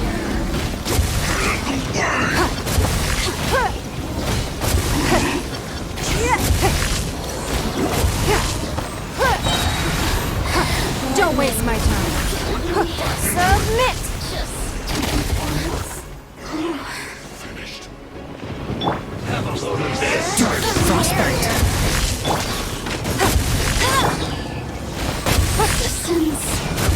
Shine. Exercise caution. I fear that the god's power has reached its peak. In other words, if we hold here, there's nothing worse to come, right?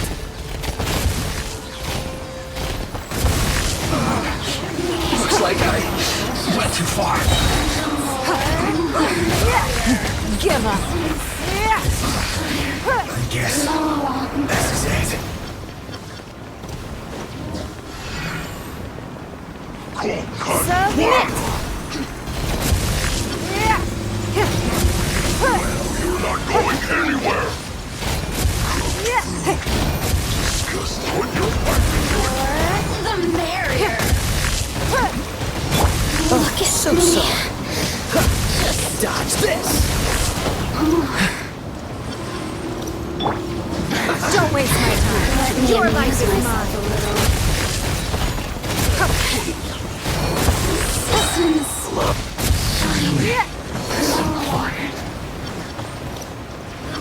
The Fatui's numbers are thinning! Fight on, comrades! Once we finish this lot off, the Adepti will be able to deal with the god in peace.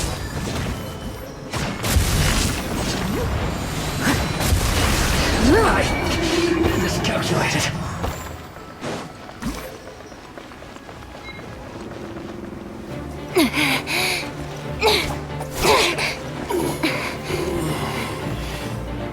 The interlopers are no more. Now we may commit ourselves fully.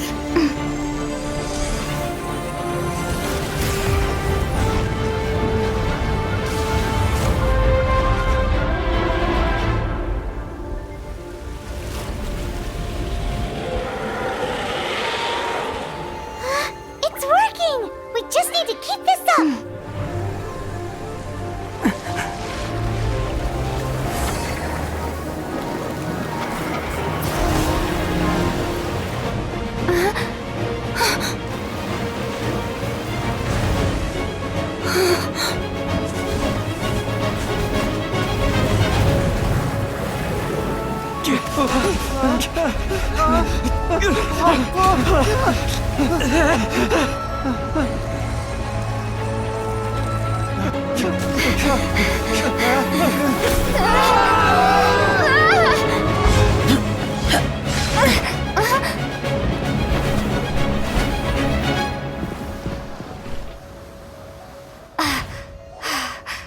Be careful now.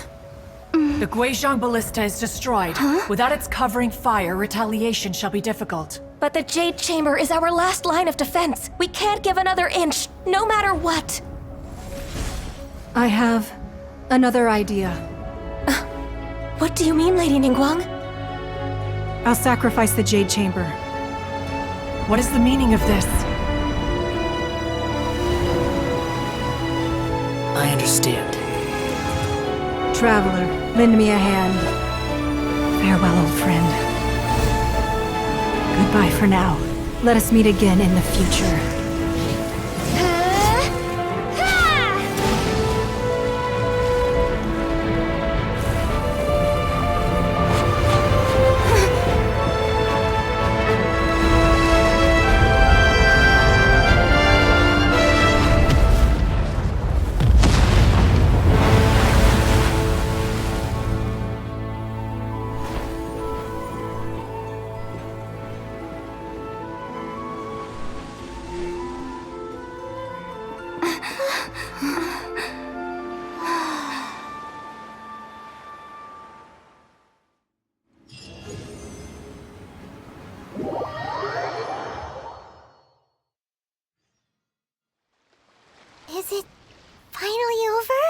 The ominous aura of that monster has indeed begun to fade.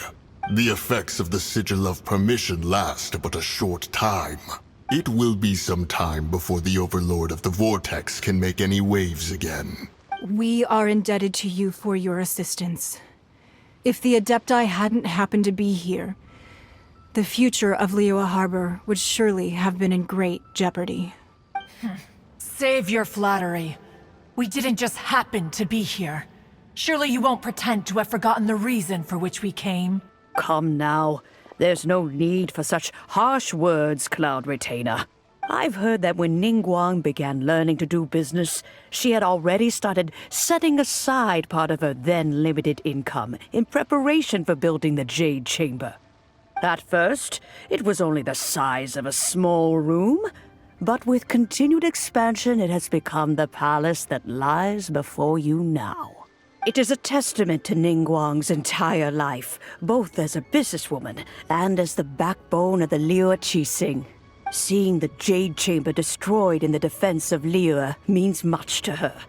To me, such cooperation and sacrifice deserves at least some recognition, don't you agree? Well, I was really hoping you would say that such sacrifice could at least be used as some leverage in our negotiations. Thank you all for hearing me out. We know very well why the Adepti came here today. But please forgive us. We cannot yield to your wishes. Oh? 3,700 years. According to our records, the Adepti signed a contract with Rex Lapis to protect Liyue 3,700 years ago. Even to this very day, Liyue and its lands have stood the test of time, immovable as stone, just as it was thousands of years before. This is truly no small feat. But that does not mean that the Liyue of today is the same city as it was all those years ago. Do not merely cast your protective gaze upon the land. Instead, focus your sights on our city and each of the citizens that dwell within it. Are you questioning our means of protecting Liyue? I mean no offense. I simply hope that our Adepti forebears would see Liyue in a new light. Forebears, you say? One doubts you would be fit to be part of such a lineage. This morning, Rex Lapis appeared to me in a dream. What? In the dream, I yearned to tell him that we Qixing, though mortal, are equally bound to the contract. Each passing generation of the Qixing leaves many things of value to be inherited by the next generation.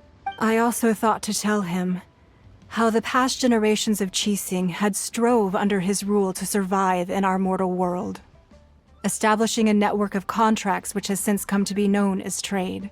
But I dared not speak. I could only gaze at him in silence until the moment I awoke. Oh, Ningguang. Yet another perspective. What are you trying to say, Outlander? Right! That's something that happened in Mondstadt. It's a story about the Four Winds and the people of the Animal Archon. The Animal Archon sought to quell the strife between the two sides, because he believed that such conflict would only scar the hearts of both, and that nothing good would come of it. Each of the 7 nations has its own scars from the past. Though your point is the very height of simplicity. As Adepti, we've become a laughingstock, to be chastised thus by an outlander who has lent us such succor. All right, all right. Didn't Ningguang suggest that we should focus on the city and each of its citizens? I know I already have, so why not see for yourselves? I apologize for appearing in full armor. I am afraid I cannot show the proper courtesies. And who are you? I am Feng Yan, a sergeant of the Millilith. I have come to extend my thanks to the Adepti. I thought this battle would perhaps be my last. But thanks to the aid of the Adepti, our forces were not as badly battered as I feared we might be. Although I am a mere mortal soldier, I promise to hold the line and never betray the grace given to us by the illuminated Adepti this day. Huh? Why does everyone look so down? Weren't you frightened, dear? It was quite the predicament. I wasn't afraid. All the strong Millilith guards were there, and those powerful heroes with their visions were there. Everyone was there. When danger is near, everyone always protects me. And the rest of the time, they make fun toys and tasty snacks and loads of things that make the harbor so pretty. Thanks for protecting Liyue Harbor. Please come visit us for the next lantern rite. Unfortunately, we wouldn't be able to participate. Huh? Because we are Adepti. Oh, okay. It must be hard being an Adeptus. Aww. You see, this is what Liyue is like today.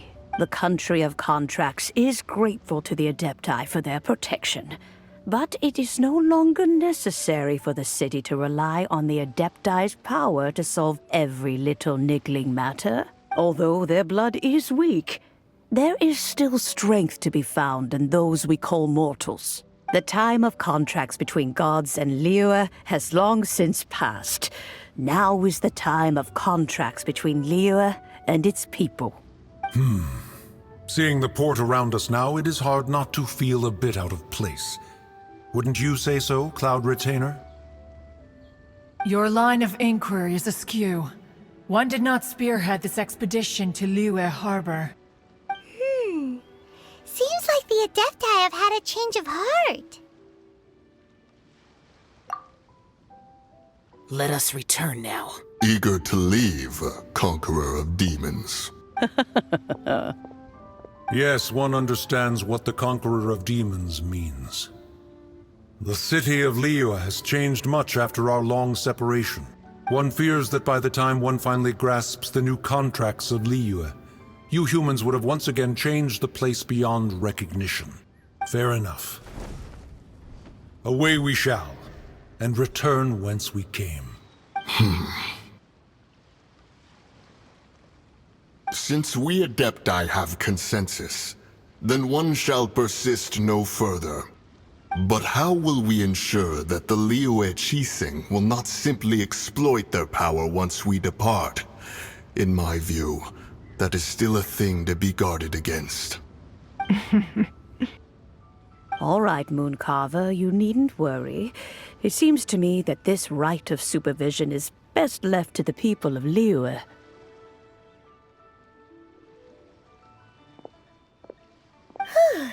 Looks like the conflict between humans and Adepti was avoided. All's well that ends well, huh?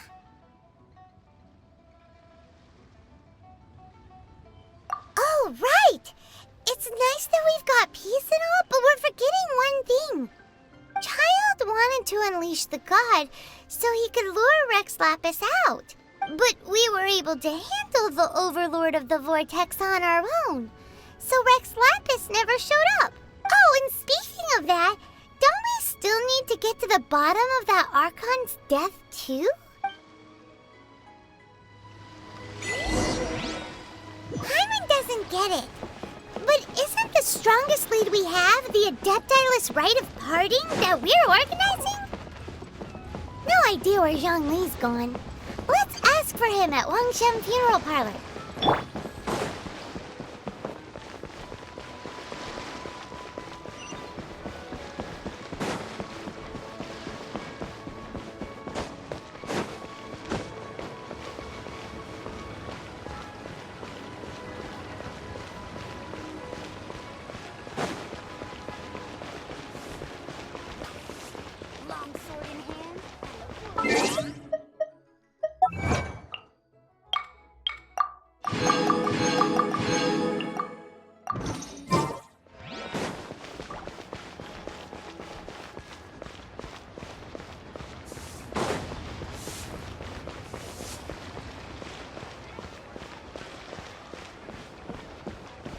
What's the hurry?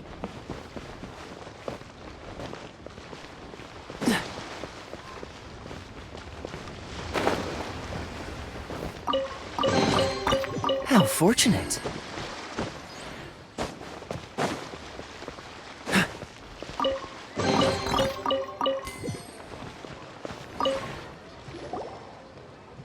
Is there anything I can do for you two?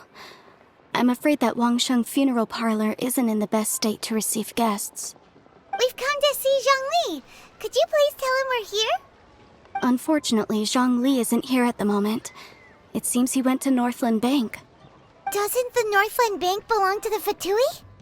Last time we saw Zhongli was before we went to the Golden House. Do you think he doesn't know about the attack on Liyue? Visiting the Fatui at a time like this could only mean more trouble. We had better go and make sure that everything is okay.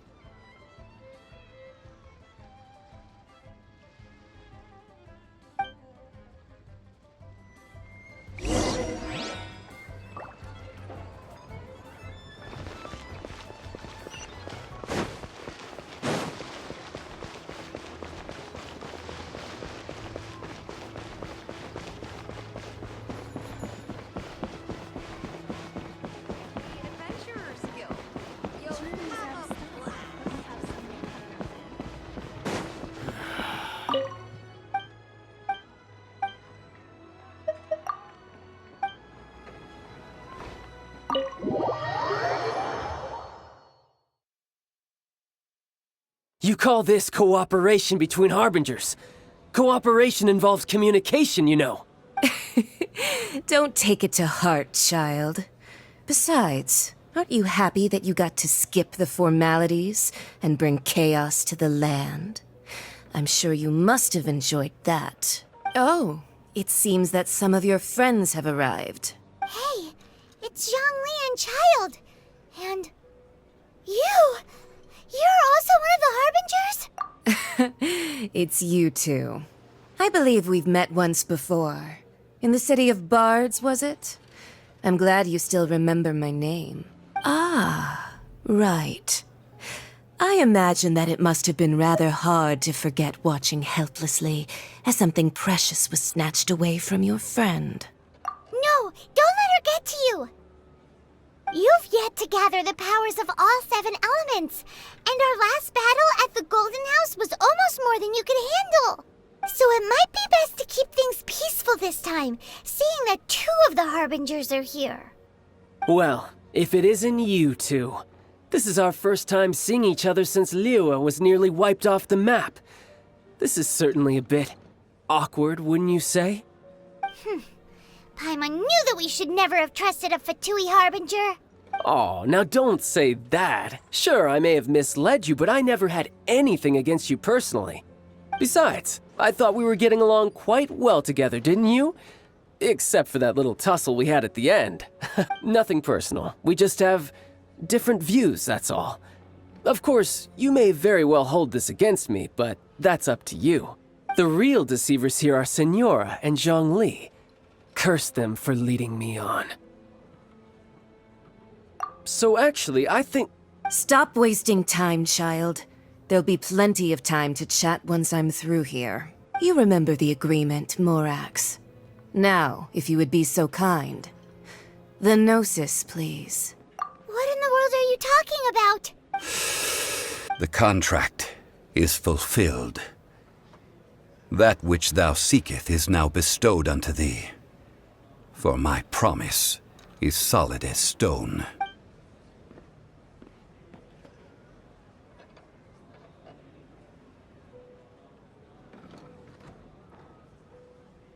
How sanctimonious. What? So you're the Lord of Chio? No, wait! That's an exciting twist and all, but why give the Gnosis to the Fatui? I do not give it for free. I give it as agreed upon in the contract, for it is a matter solely between the Tsaritsa and I. Yeah, you don't think you went a little bit too far with that whole fake death thing? Everyone was preparing the ceremony for you, and splat! This big dragon falls out of the sky, and all of Liyue goes into an uproar. Talk about a disaster. Gathering all the forces that had been bubbling behind the scenes, and then stirring them together in a pot that was bound to boil over. That's what he wanted to see, am I right? Wait, what? Perhaps it's best that I explain. As you know, I've dwelt upon this world for more than 6,000 years. It is now 3,700 years ago that I founded Liyue together with the Adepti. Even boulders that can withstand whirlpools will erode with the passing of time.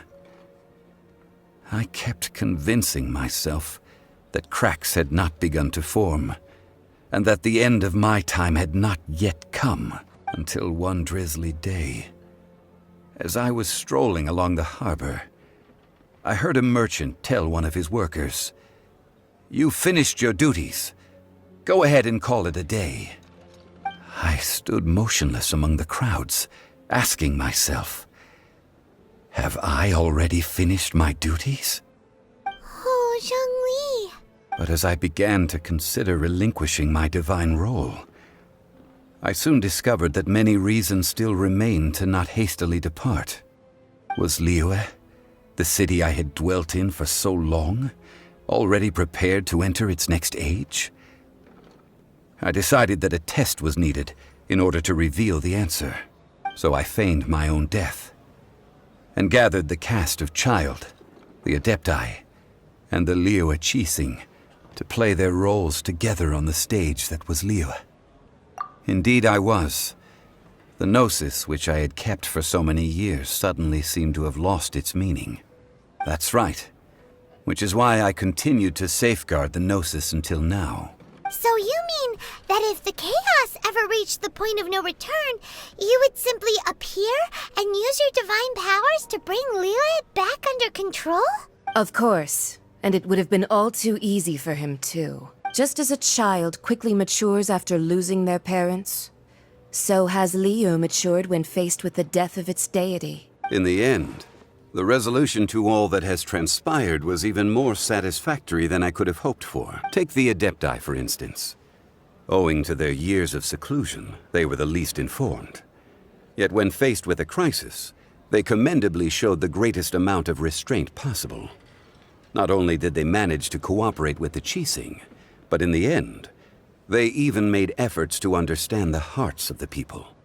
Credit is also due to Signora, the emissary dispatched by the Cryo-Archon to fulfill our contract. At my request, she kept everything she knew in strict confidence. This despite the eavesdropping ears of her colleague, Child. This meant I could remain as Zhongli, even having the chance to fulfill the age-old traditions of Liyue in this mortal form. Thank you for joining me on this journey, traveler. All of these things turned out as I had planned. There is only one thing that I had not anticipated, and that was the conduct of the Liyue Qixing. I had expected them to do no more than the Adepti, to come to the defense of Liyue. But when all was said and done, they seized the opportunity to supplant Liyue's divine protectors, and used the subsequent power vacuum left by my death to quickly gain complete control of Liyue. Huh? That doesn't sound good at all. On the contrary, I think it is excellent. I had always feared that it was too soon for them to take over from me, and it was also that which I longed for the most. As such, this is the best parting gift anyone could have given this god of old. Hey, what about me? Doesn't anyone feel the least bit of remorse for deceiving me? You've practically kept me in the dark. I think that thanks would be more appropriate. You certainly played no small part in all of this, wreaking havoc and turning the city upside down. The Lord of Geo ought to thank you for your performance, if anything. If you hadn't created the pressure of a battle between mortals, Adepti, and a god, the lump of coal resting in the hands of the Geo-Archon, Liyue, would never have been able to become a dazzling diamond of a city. Huh? Just whose side are you on, mocking me like that? Are you itching for a fight? Be that as it may, you've come out of this as the hero of Liyue. I, on the other hand, will be forever prescribed as a disturber of the peace, no? Well then, with the Gnosis in my possession, I have no use for such idle chatter. We should return to Zapoljarny Palace and seek an audience with Her Majesty, the Tsaritsa. Come, child. Fine. I'll meet you there later. I'm not sharing a boat with the likes of you. Do as you wish.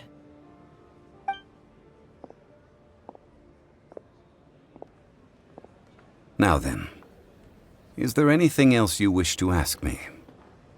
Right! As Zhongli always told us, a good trade is a fair trade. Paimon has no idea what could be a good trade for Enosis. Realistically speaking, there is no such thing. Huh? However, I am the god of contracts. For thousands of years, I have made countless contracts. If the deal was of no benefit, then I certainly would not be inclined to agree to it. My agreement with the Cryo Archon will be the last of my contracts as the Geo Archon. My contract to end all contracts. As for the bargaining chip that the Tsaritsa used to balance the scales, uncover that answer for yourself in your future journeys.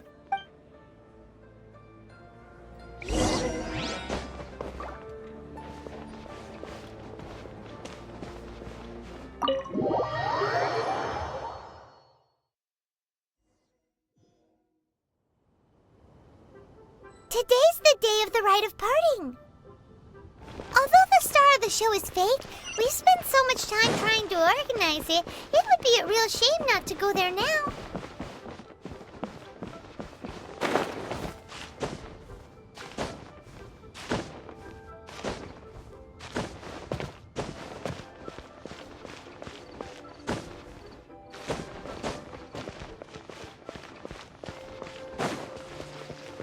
What's the hurry?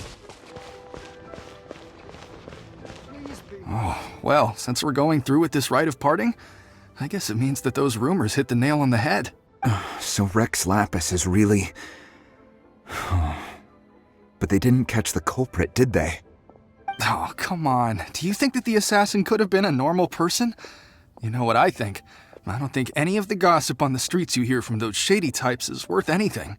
There's only one real possibility in my mind. I've heard that the assassin was that Fatui fellow. Youngish, pretty high in rank. I think they called him Child. The Fatui? They certainly are very suspicious. Who knows what those greedy, crooked folks... Shh! Lower your voice. If the Fatui catch you in their sights, Rex Lapis won't be around to protect you this time.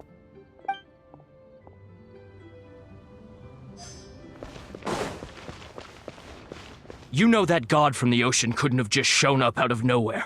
I mean, it's been 2,000 years since Rex Lapis subdued it. Yes, and to think that this happened right on the heels of the incident with Rex Lapis, too. Say, do you think the person who assassinated our lord and released that evil god might have been one and the same?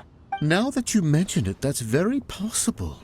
Yes, it's very possible indeed. I mean, it all fits together. That person must have colluded with the evil god to harm Rex Lapis. Oh, that wicked, black-hearted scoundrel. Still, what sort of supernatural prowess must this person possess to be able to do such things? I have never heard of such a person in all my years. Ah, forget it. Guessing's no use to us. Look, the Millilith over there looks like he's about to make an announcement. Let's hear what the Ministry of Civil Affairs has to say first.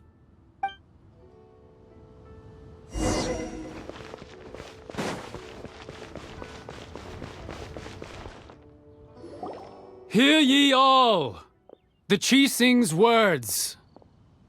Though a dragon soars ageless as the mountains, it too must return to dust. This is common knowledge. Gods and Adepti live glorious lives, but both light and shadow have their season. So too must they face divinely appointed trials. Rumors and hearsay abound on the streets that Rex Lapis was murdered. Now, let the truth be revealed. Having been thwarted in his trial, Rex Lapis's soul has recouped the celestial heights. He beseeches the people of Liyue to grieve not and to let not their hearts be saddened, nor are they to believe street-born rumors or indulge in baseless speculation.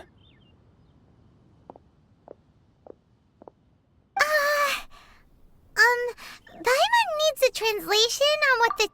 So that's how they're spinning it. Something feels off. Why would they suddenly give up looking for the murderer? Not to mention how this excuse sounds like something they just made up on the spot. Could the Qixing already have known that Rex Lapis wasn't dead? But Zhongli said that neither they nor the Adepti knew anything. Did Zhongli tell them in secret after his gnosis changed hands? Exactly, right? Ooh, seems like the rite of parting has been going on for a while now. Let's go have a look.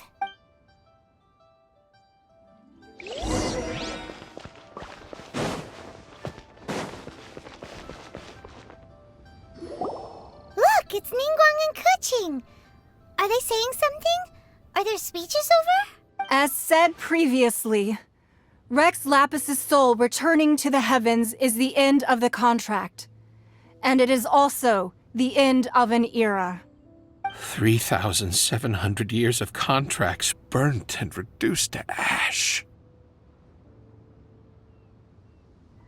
We, the people of Liyue, were indeed prosperous. But blinded by our prosperity, we forgot that time can be pitiless.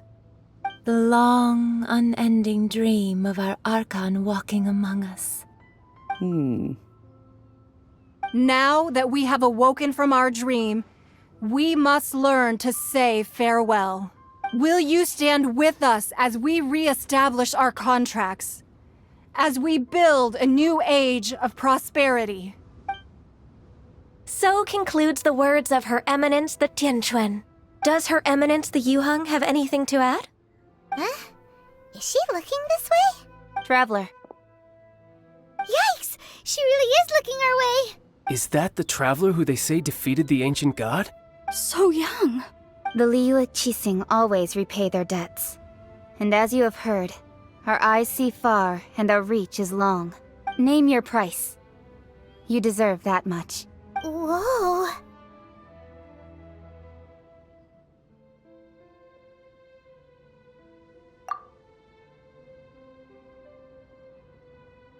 Well, could you help me put up some missing person posters?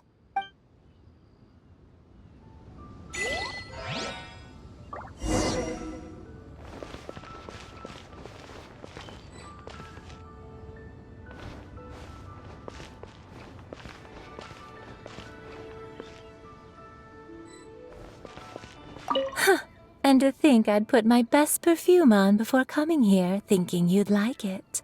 But it seems as if those perfumes really were meant to be offered to Rex Lapis. Well, that's fine. Suffer no rivals in love, they say. And that's 3 gone in 1 stroke.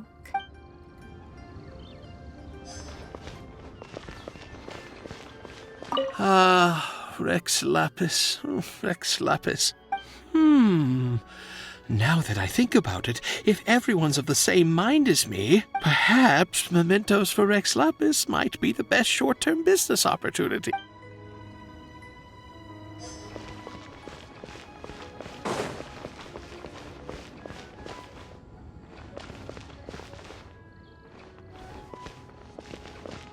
Roping you in was possible.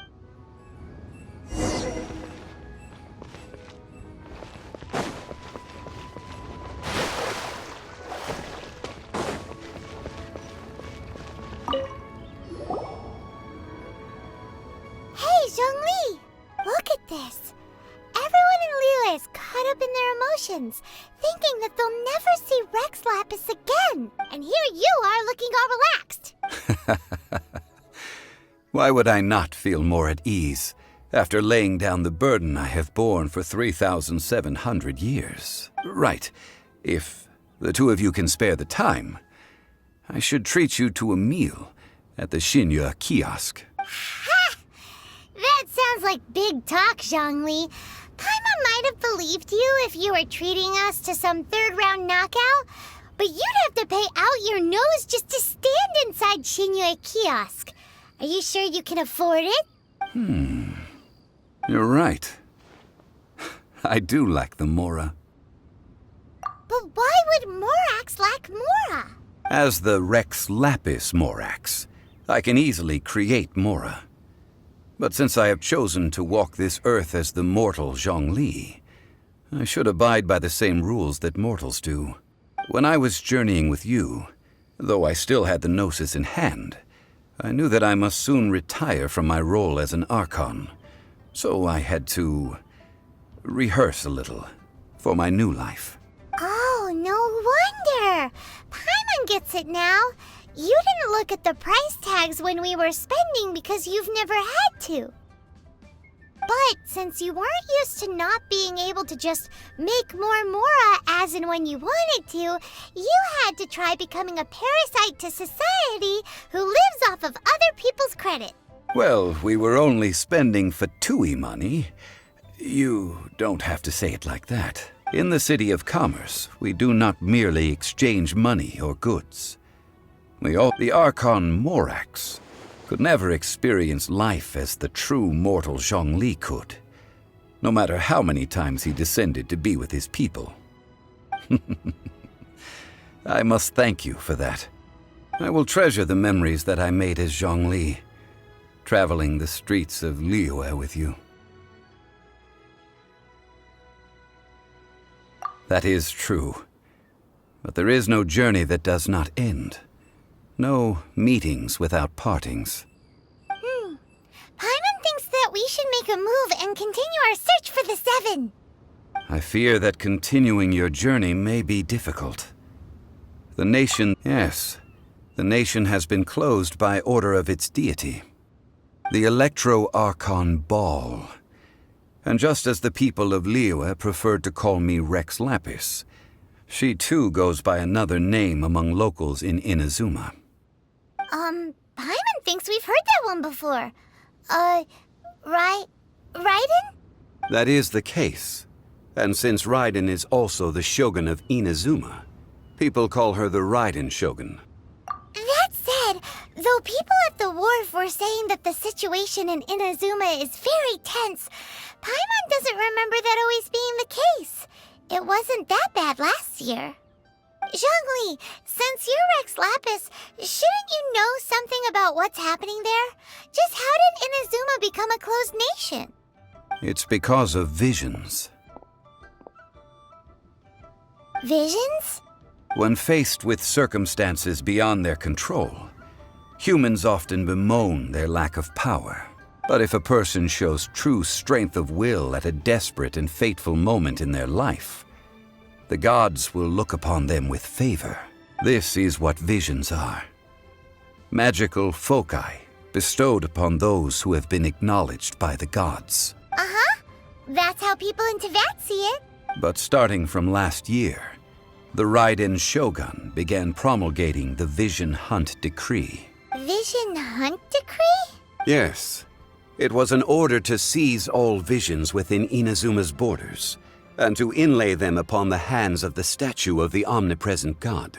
They want to seize visions. But why?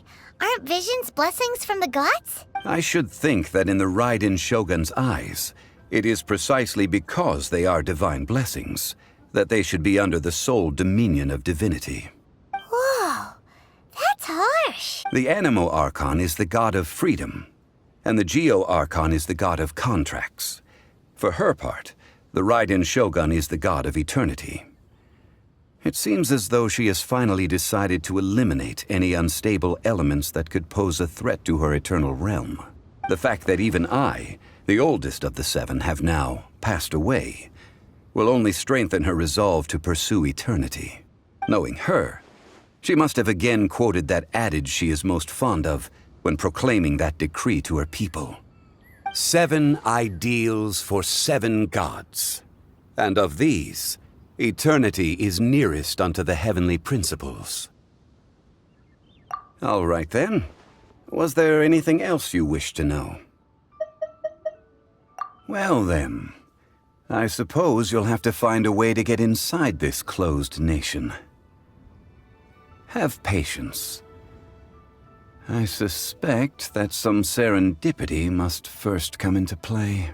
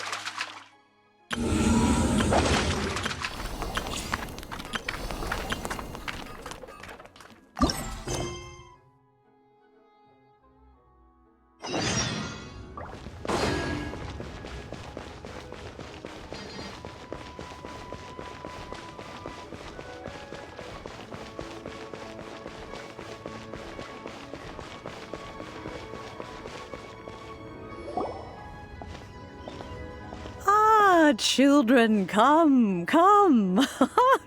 You've arrived at just the right moment. I've been looking for you. Oh, what is it, Granny? Need any help? Oh, no. You've done so much for Liyue Harbor already. I could hardly ask for more. In fact, my old friends and I have been putting our heads together to think of what sort of gift we might give you in return. A gift? For Paimon? Oh, child, you are so very modest. Uncommonly so, even. But you mustn't decline this gift. I simply won't allow it. When you traversed my old teapot in search of the cleansing bell, I heard your little friend mention that you often camp out in the wilds. That simply won't do, especially since I imagine you still have a very long journey ahead of you. Fortunately, I have not yet grown so old as to see my subspace creation abilities atrophy. Oh, did my friends never mention that to you? Well then, it is a blessing we old folks once received from Rex Lapis, part of our illumination, if you will. I will not go into too much detail, but subspace creation is the ability to create a small, autonomous pocket world. The teapot that you entered previously was a little trinket created using that ability. So, in the eyes of an Adeptus, creating a magic teapot world is just child's play, huh? Oh, indeed, the teapot is nothing to boast of. One such as myself must depart from this realm to create a world of one's own. Rex Lapis, on the other hand, moved mountains and seas. That is what one might call an exercise of true power. But that's enough nostalgia for now. The gift that I have prepared for you just requires a few final materials to add the finishing. That's right! Finding stuff's what we're good at, after all. Oh, settle down now, children. There's no need for you to go running hither and thither. I have already found a fleet-footed youngster to prepare what I need. What's more, I doubt that you would know how to find the materials I am searching for. Some of them are very rare indeed these days. Well, for starters, I require some shimmer soil from the banks of Dihua Marsh. Back in the day, it could only be found where the glaze lilies thrived most profusely. You would have to dig downward, following the roots of the glaze lilies, and if you were lucky enough, you just might find a small patch of shimmer soil there. But almost no one has been able to find shimmer soil in this manner since Dihua Marsh came to be the way it is today. Even more difficult to find is smaragdus jadeite, which must be chiseled from the rock of the chasm. Or so it used to be. Ever since the Blackcliff Forge opened for business, they've slowly but surely stripped the mines all but completely bare of it. In any case, smaragdus jadeite is an adepti treasure, and the adeptal power within is not something that most humans can withstand. Extended contact with it is, in fact, harmful to humans. Goodness knows if that child will succeed in finding these items. Well, since you're an Adeptus, Granny, the person you asked for help, they must be an Adeptus too, right? Yes. I suppose she does count as an Adeptus. She counts? How come there are so many Adepti in Liyue Harbor? We seem to bump into them all the time. It feels like even when you go out to eat, you could be sitting next to an Adeptus and never even know it. Oh, maybe so. Who can say? A fair few of my old friends are rather fond of mundane mortal life, after all. I'm back, Granny. Oh, I don't believe we've met. Allow me to do the honors. This child here is Yen Fei. She's the one helping run some errands for me. Yen Fei, I believe you've already heard of the traveler and her traveling companion. Of course, who hasn't? Much has been written about you in the Millilith's records. You became one of Liyue's most wanted after the Millilith marked you as a suspect following the incident at the Rite of Dissension.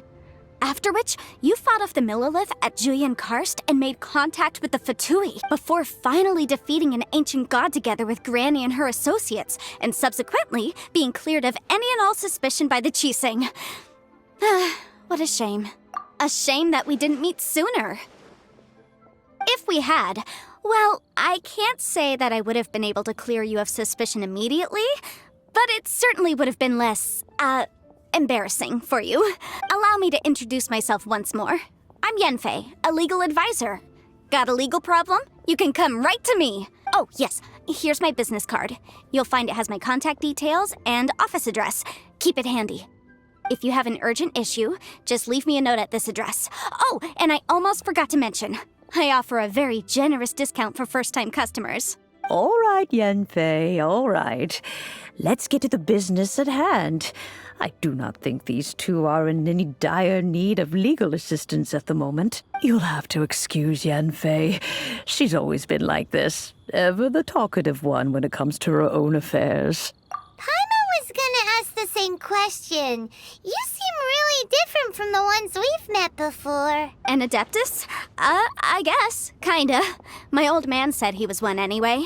He mentioned that he once campaigned with Rex Lapis for a long old time, and then after that was all over, he went back and married my mom. They had me, and once I was all grown up, the two of them upped and left on a journey, leaving me with Granny here. Well, that's a bit casual for an Adeptus. Aren't you guys supposed to sign solemn contracts to protect Liyue Harbor and all that stuff? What do you mean he just went back to get married? Well, my dad did say that he'd talked it through with Rex Lapis and that he was fine with it. Even contributed towards the wedding gift, apparently. Anyway, let's not dwell on that too much. So, Granny, I've gotten a hold of most of the stuff you asked for, except for Smaragdus Jadeite. I couldn't find any at all. Is that so? But Smaragdus Jadeite is really rather essential. Yanfei, are you sure you can't find some other way? They have helped Liyue greatly, after all. It is only right that they are duly rewarded. I know, Granny, you've told me 1,000 times already. Well, the chasm's definitely a no-go, but there's still a chance we can figure out some alternative means of procurement. Hold on a moment. Let me have a look. Whoa, that's a really thick book. What kind of things do you write in there? Commercial consultancy. Or Snezhnaya. Ah, found him. Krusel. A Snezhnayan merchant who once came to me with some legal queries on certain articles in the legal codices. If my memory serves, all of them had to do with rare ores. He mentioned that he was considering acquiring some Smaragdus Jadeite to make hairpins, and wanted to know if there were any legal ramifications that he should be aware of. Said he was planning to sell them in Snezhnaya. So, I guess I'll go look for him. With any luck, he'll have gotten his hands on some Smaragdus Jadeite, or might have an idea of where we can find some. Oh, you want to join me? I suppose that's no problem, but it's best if you just stand by and watch. If you try to get involved, you'll only risk placing yourself in legal jeopardy. Wow, an Adeptus imploring us to avoid incurring legal liability. Well, that's a first for sure. Best we be a little more careful than usual while we're with her.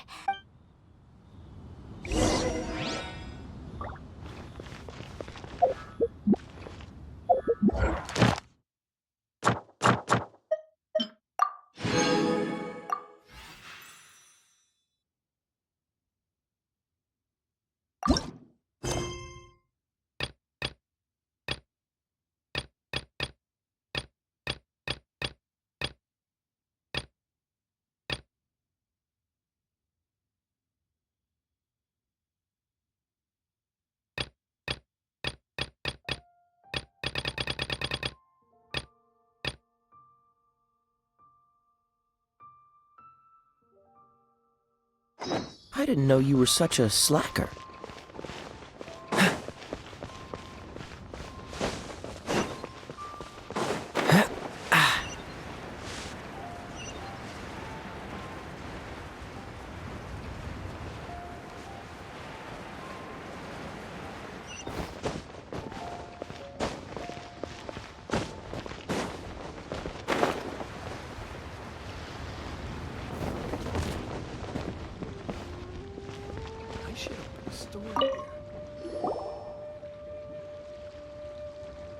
Mr. Crossell.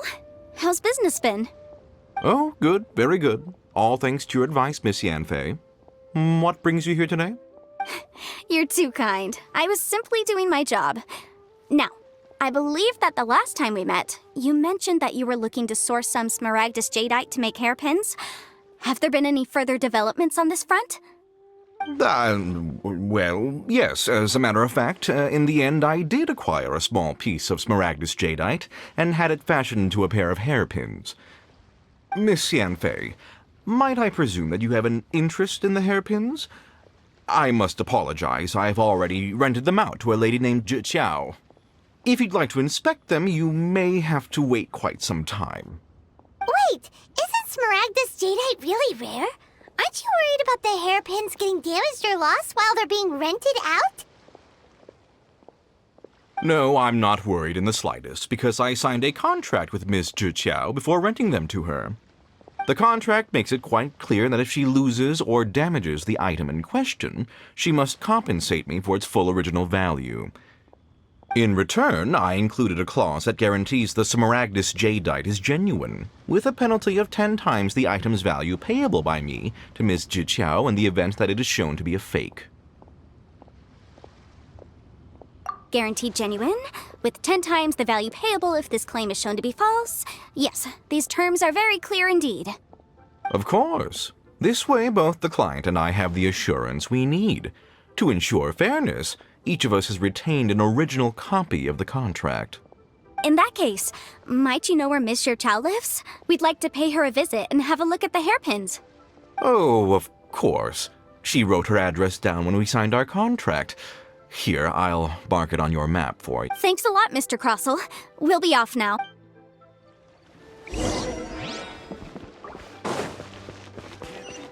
What's the hurry?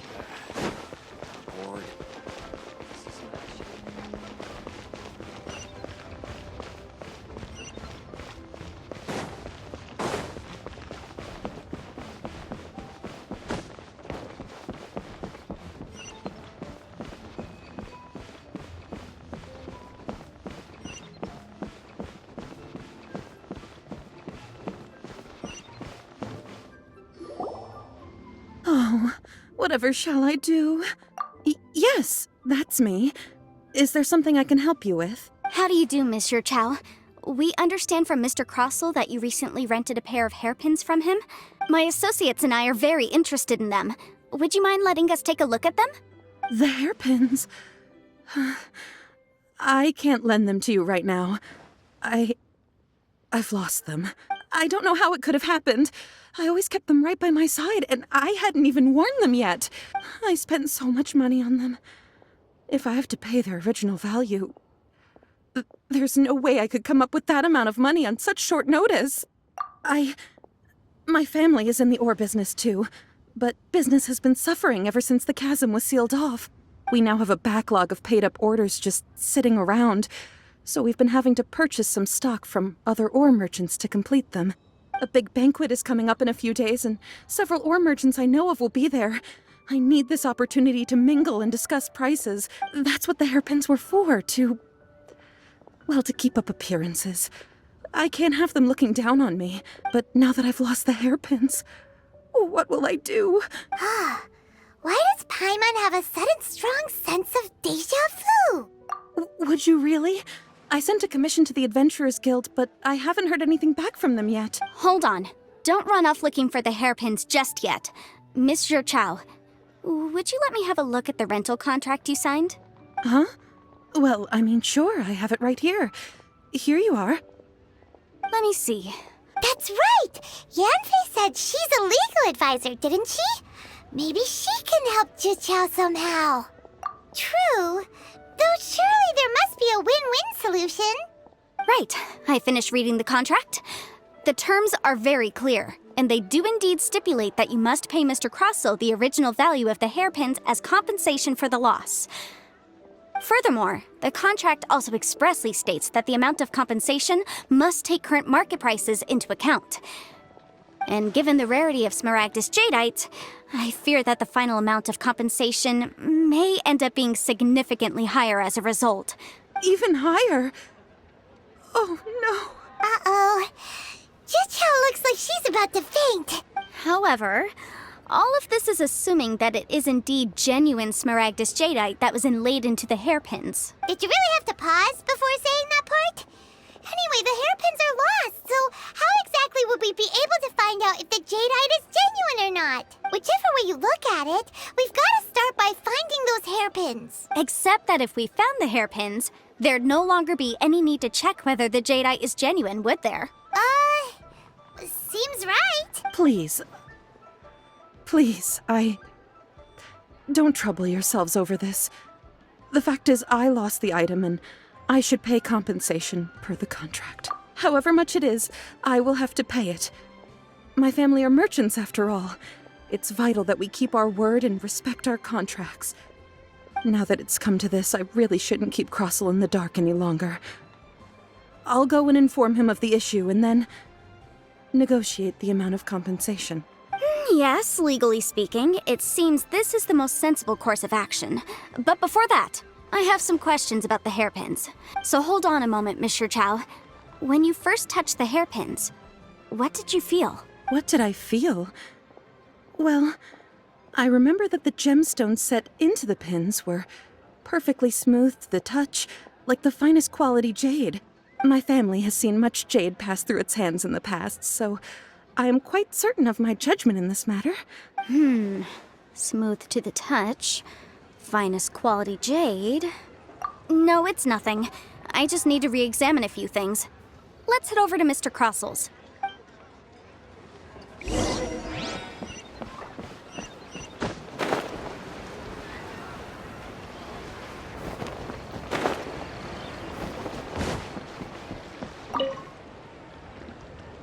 Ah, Miss Yanfei, you've returned. With Miss Jiqiao in tow, too, I see. How are the hairpins? I trust you're quite satisfied with them? About that. You lost them? Are you serious? Do you have any idea how expensive they were? I'm sorry. Truly I am. I'll pay the compensation as per our contract. Every last mora. Mora? Do you have any idea what I had to go through to get my hands on that Smaragdus jadeite? I just don't... Forget it. Talking won't bring them back. Since Miss Yanfei is here, I suppose we can just have her estimate the amount that needs to be paid. No problem. But before I can give an official estimate, I'll need to do a little market research. Ah, yes, and if I may just confirm again, it was in fact genuine Smaragdus jadeite inlaid into the hairpins, correct? Of course! Genuine article guaranteed, or I pay back 10 times the value. All right, understood. I'll conduct some market research, and once I'm back, I'll provide an official assessment of the sum owed by Mr. Chow in compensation. Please wait here, Mr. Crossel. Thank you very much. How could she lose my hairpins? She'd better pay every last mora that they're worth. Looks like I'll have to find some way to raise that money. Please wait, Mr. Chow. I have something to discuss with you. It's not convenient to speak here, so let's find somewhere that we can sit and talk in more detail.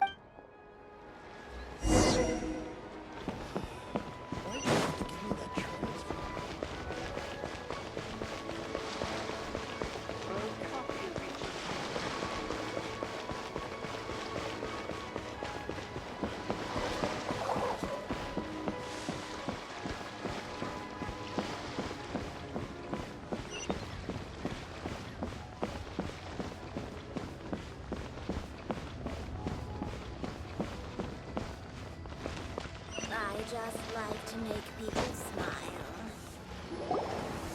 Miss Yanfei, what is this about? Are you here to tell me how much I owe? No. What I wanted to talk about is, there is a chance that the ore inlaid on those hairpins may not be Smaragdus jadeite after all. What do you mean? Are you implying that you already sneaked off and found them? Obviously not. I'm no adventurer, let alone a member of the guild. I don't run thankless, time-consuming errands for a living. Let's just say I made some deductions. I don't know if Granny told you this, But Smaragdus jadeite is found deep underground and contains very concentrated elemental energy. If mere mortals come into contact with it, well, they'll be sick in the best case. And in the worst case, they could even experience a dramatic change of personality. It most certainly would not be smooth to the touch. Monsieur Chow, did you at any time feel unwell while the hairpins were in your possession? No, not at all. I felt perfectly fine the whole time. Not even the slightest bit unwell. I didn't feel anything special at all, in fact. Now that is strange. I noticed earlier that there were elemental traces in Mr. Crossel's vicinity. If I've deduced correctly, he may still have the Smaragdus jadeite in his possession. If that's the case, we should go confront him right now and expose his dirty scam right to his face! Absolutely not. If we were to confront him now, there's no way he would admit to it. Eventually, he would find some argument to compel us to leave. And then, he'd throw the Smaragdus jadeite into the sea the moment we were gone. After that, he would simply insist that Mr. Chow pay up per the contract. He would lose nothing. Meanwhile, we would have to look under every stone in Liyue, hoping and praying that the hairpins do actually still exist somewhere in this world. So vivid that Paimon thinks it might be experience talking. Oh, it certainly is.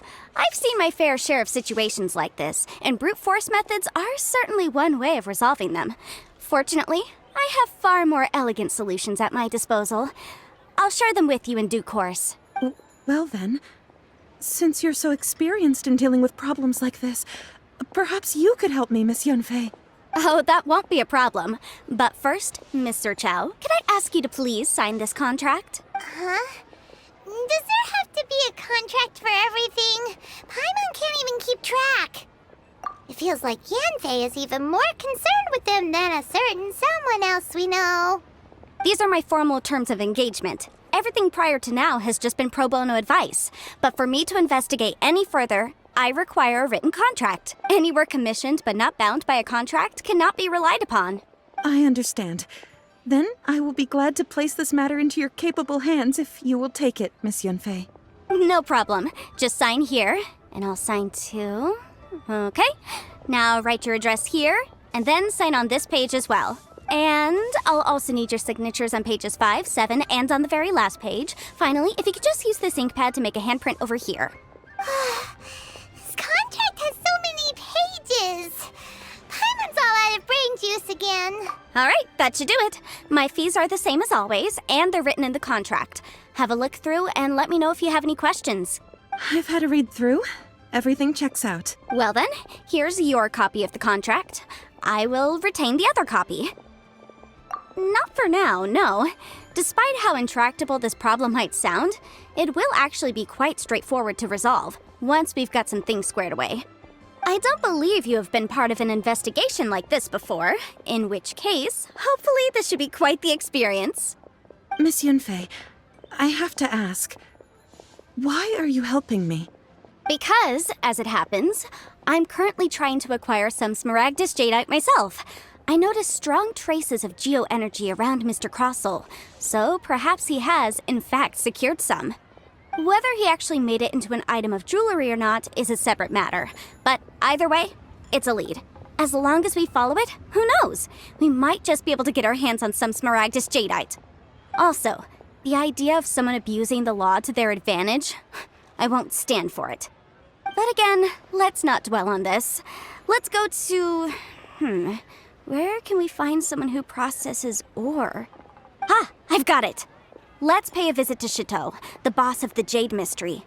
He's a professional when it comes to working with stone and ore. If Mr. Crossel had his ore worked on at all, Chateau would undoubtedly have been his first choice.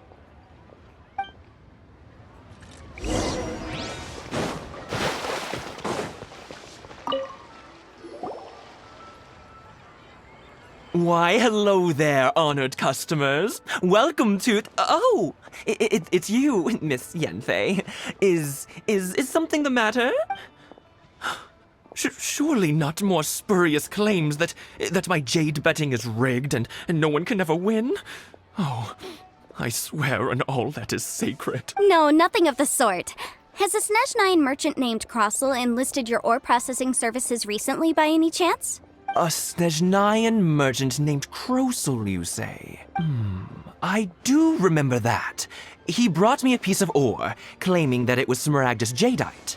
That was the first time I'd ever encountered it, so I had no way of telling if it was really Smaragdus jadeite or not. But if a customer insists, far be it from me to contradict them. He was quite generous with his money, too, so I didn't give it too much thought. I processed the ore as per his request. Do you have any leftover debris from your work on it? Why, yes. It was my first time encountering this ore, after all, so I kept a few loose shavings to study myself later. They're right over there, in fact. Thank you, sir. We'll take a look at them.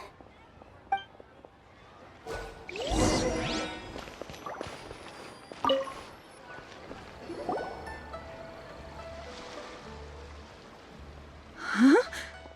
If my eyes don't deceive me, the cross-sections and patterning suggest that these are Smaragdus nephrite shavings. Yes, it's not particularly rare, nor is it especially valuable. It's used to make jewelry all the time. I've heard it said that Smaragdus nephrite is in fact the outer layer of Smaragdus jadeite, though no one's ever proven it. A thin layer of separation, huh?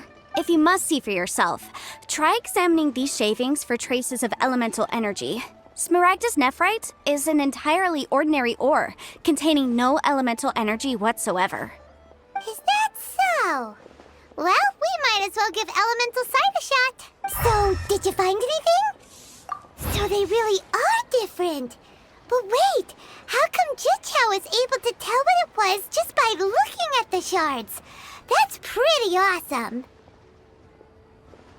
There's nothing special to it. It just so happens that I've come across a great many of these in my time. These two stones actually look very similar. Someone without a deep understanding of them would find it very difficult to tell them apart. There may be only a subtle difference for the casual viewer, but that translates to an astronomical difference in terms of the market price. And, I'm sure, a significant difference in the cost of having them carved into shape. All right, let's focus up. We're going off on a tangent. But never mind, Shirto. Why would Mr. Krosel... Unusual actions have unusual reasons behind them. Let's take some of these shavings back to Chateau.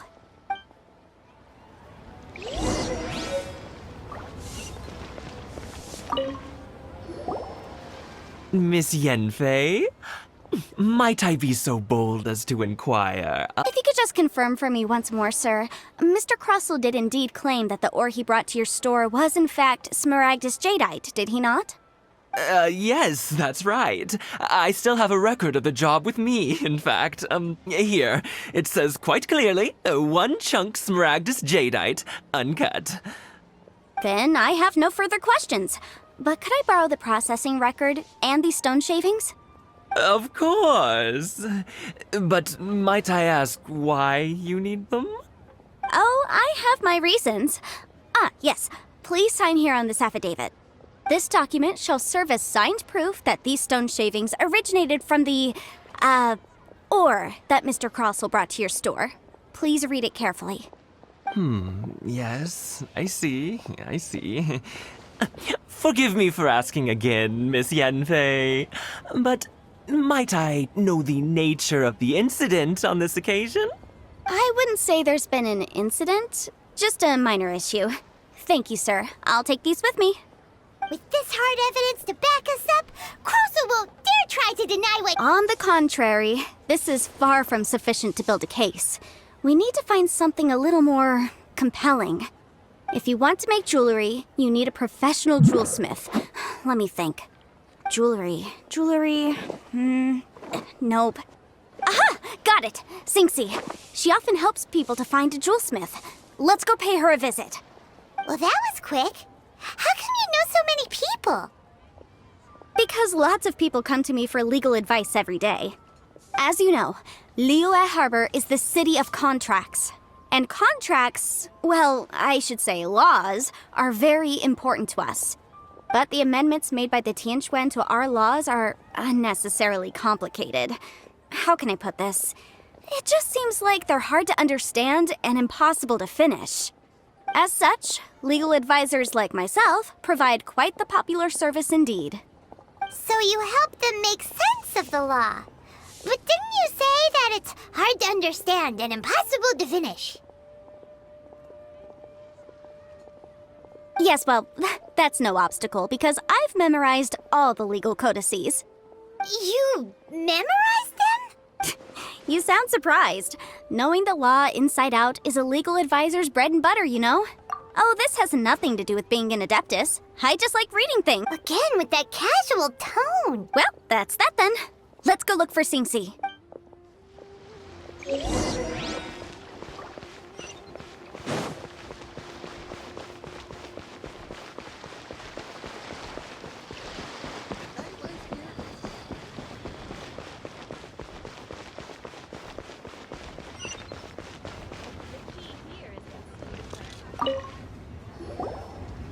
Oh, Miss Yenfei, it's you. Has something happened? Did the client from last time, Have no further trouble from then on? Yes, of course. I'm just here to ask you a few questions. Has a merchant by the name of Crossel asked you to put him in contact with a jewelsmith recently? Crossel? Yes, I remember him. He's a merchant from Snezhnaya, no? Yeah, he came to me with a chunk of something he called Smaragdus Jadeite. The design of the hairpins that he gave me was quite intricate, so it took me some work to find someone who was up to the job. Eventually, I found an older jewelsmith who made them exactly according to his specifications. This order was on hold for a very long time, and only completed quite recently, which is why I remember it so well. Doesn't seem like there's any evidence to be found here. Miss Singsi, I'd like for you to confirm for me once more. When Mr. Crossel commissioned you to find him a jewelsmith, did he or did he not assert that the material he presented to you that day was called Smaragdus Jadeite? Yes, I'm sure of it.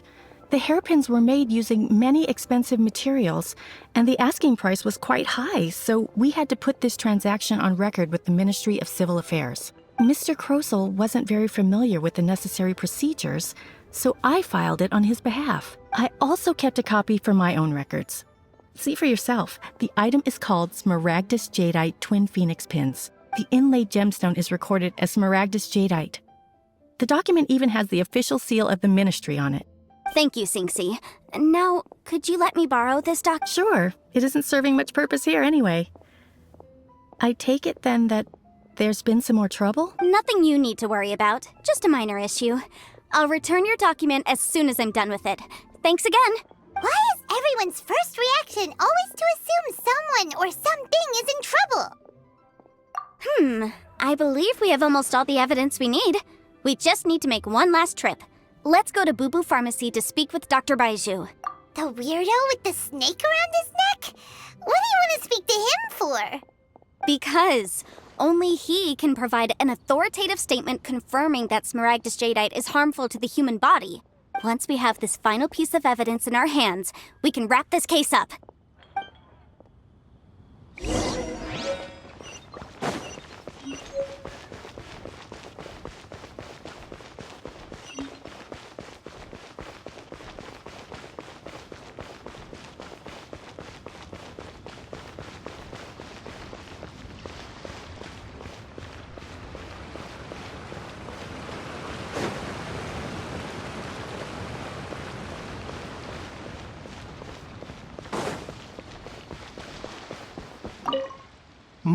My, to what do I owe the pleasure? Though I'm afraid that if you're looking for our little Chi-Chi, she's out gathering herbs. And if it isn't Miss Yenfei as well, now that's an even rarer honor. What business brings you here, might I inquire? Some charlatans peddling ineffectual medicines again, no doubt? No. I'm here this time to ask if you're familiar with Smaragdus Jadeite. Smaragdus Jadeite? Why, yes, there is some information about it included in the 6th commentary on the 7 Mountain Treatises. The 7 Mountain Treatises states that this substance springs forth from stone marrow within the mountains, and will bring disaster to any mere mortals who touch it. It is abundant in elemental energy, so if someone without a vision is in contact with it for a prolonged period, best case scenario, they fall ill. Worst case scenario, they'll suffer great changes in personality and their illness will only ever get worse. Anyway, I'm sure you didn't come all this way just to chit-chat. Knowing you, Yanfei, and given the specific nature of your question, I suppose that you're about to ask me to write an official affidavit attesting to the pharmaceutical peculiarities of Smaragdus jadeite? That is indeed the case. If you would be so kind, Dr. Baiju. No trouble at all. It's just a single document. Won't take me a moment. I would mention, though, that you are not the only one who's developed a curiosity for Smaragdus jadeite recently.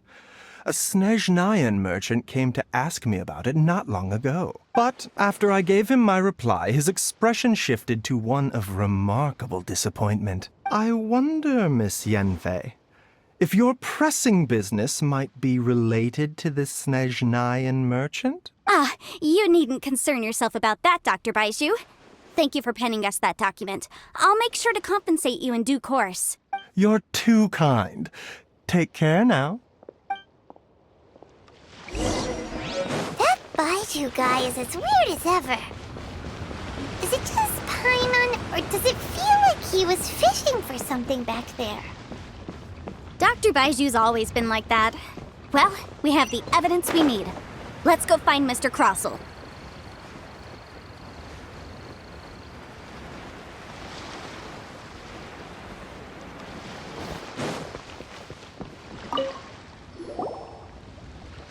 Miss Yanfei, have you finished your investigation?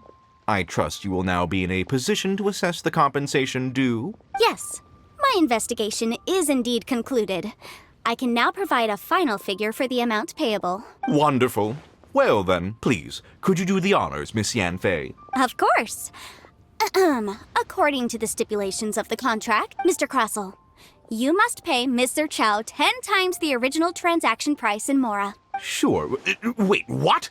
Me pay her? Surely there's been some kind of mistake, Miss... Not at all. According to my investigations and the material evidence that we've gathered, the substance claimed to be Smaragdus jadeite that was inlaid within the Smaragdus jadeite twin phoenix pins that you rented out to Mr. Chow was, in fact, Smaragdus nephrite. Now, the contract states very clearly that 10 times the price shall be paid should the article not be genuine. Accordingly, you are liable for this sum, which is payable to Mr. Chow in Mora. Material evidence? What material evidence? Why, Miss Yanfei, you cannot frame me like this. I spent a huge sum to obtain that Smaragdus jadeite, and yet you claim that the ore inlaid on the hairpins is somehow fake? I demand to see your evidence. Indeed. Only a testimony from an expert witness involved in the processing of the ore can serve as an authoritative assessment of whether it is genuine. Traveler, please produce the evidence in question.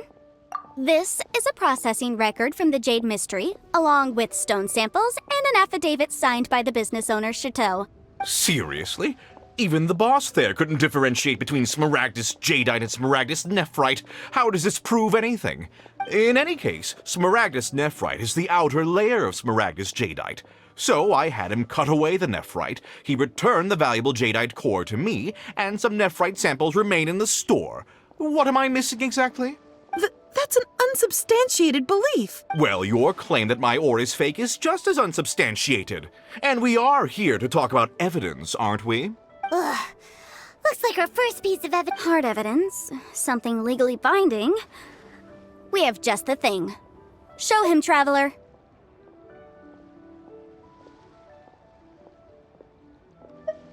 Oh, come on.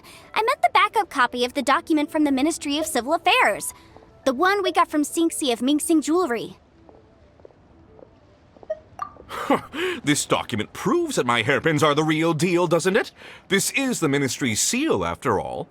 It shows that the ore inlaid on the pins is indeed Smaragdus jadeite. Our second piece of evidence didn't work out. You know, you could be right. Perhaps the hairpins are the real deal after all. Of course I'm right. All the evidence shown supports my story. Well, hang on a moment now, because I do recall one final piece of evidence that we haven't revealed yet. Traveler, would you do the honors? This shall serve as decisive proof of our case.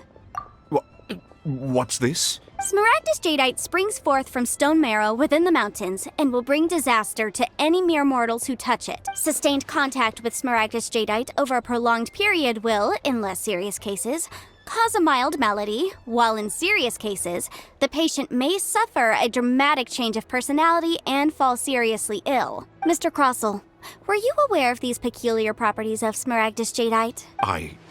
I had no idea. No idea, you say? I'd guessed as much. But for you to have rented out such a dangerous item, I'm afraid that this falls outside the scope of my work, but within that of the Ministry of Civil Affairs. However, I'm sure that the Ministry will be relatively lenient considering that, as you say, you were ignorant of the danger you posed. Don't worry, Mr. Crossell.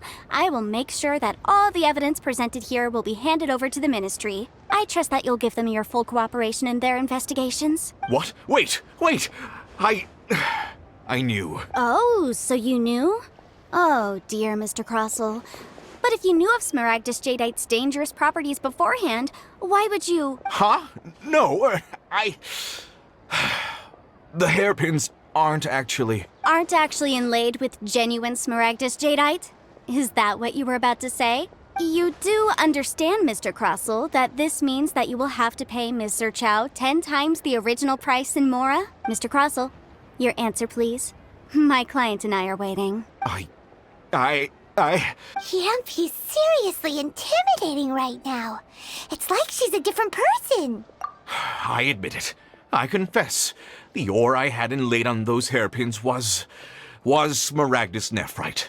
But I'm a victim in all of this too. I invested a great deal of time and money into acquiring that small amount of Smaragdus jadeite, in the hopes of turning it into a piece of jewelry that would fetch a fine price. But after receiving it and carrying it around for a few days, I started to feel extreme discomfort. I couldn't sleep a wink or eat a single bite. I was in a constant state of agitation, too. I went to Boo Boo Pharmacy to get myself checked out, only to discover that this sort of stone cannot be worn as jewelry. But how could I let all that money go to waste? That's why I had another pair of hairpins made from Smaragdus nephrite, which is almost indistinguishable from Smaragdus jadeite. I kept the real Smaragdus jadeite in a specially made box. I daren't touch it again. I was worried that someone would see through it, which is why I only dared to rent them out, not sell them.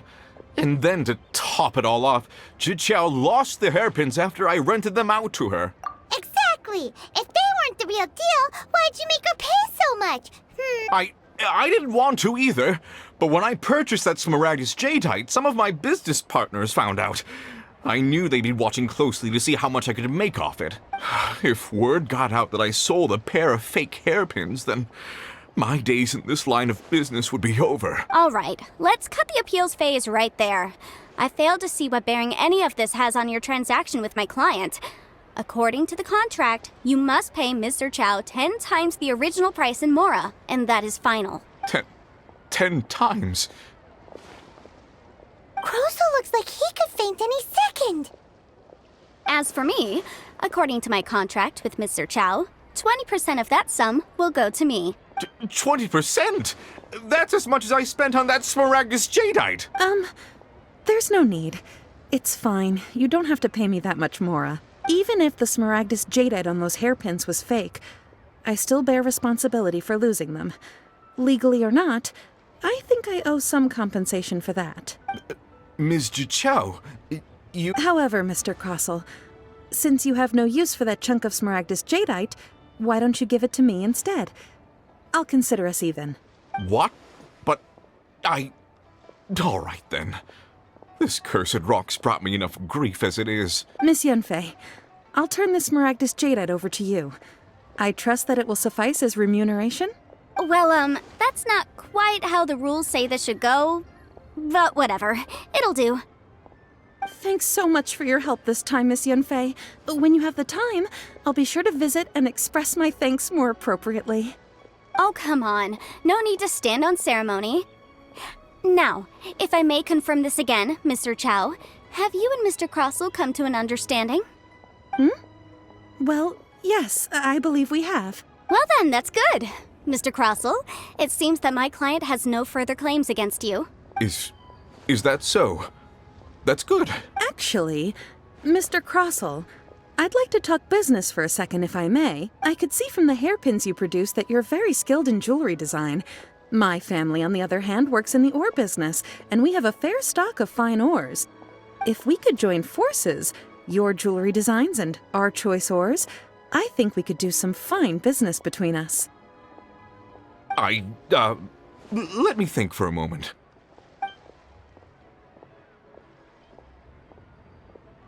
Well, that's that. And we've got the Smaragdus Jadeite that Granny wants too. All's well that ends well, eh? Exactly. Usually when someone tells us they've lost something, we end up searching all over the place for it. But this time, you managed to solve the problem with just a big stack of documents. Even though the solution didn't involve actually finding the hairpins. The right solution depends on your perspective on the problem. The objective of my client, Mr. Chow, was to reduce her liability to pay compensation. So, rather than looking high and low for some hairpins, proving that the rented item was nowhere near worth what the vendor had claimed it to be was the more efficient solution. An Adeptus. Speaking of, you took part in that battle, didn't you? In which case, you would have heard what Granny said. Liyue Harbor is now a city ruled by humans. The title of Adeptus means precious little to me compared to my job as a legal advisor. In any case, don't you think that the Liyue Harbor of today needs legal consultancy far more than it needs adeptal powers? Paimon can think of someone who would definitely disagree with your reasoning. Well, since we got what we came for, it's time to pay Granny a visit. I bet she's been on tenterhooks for a while now.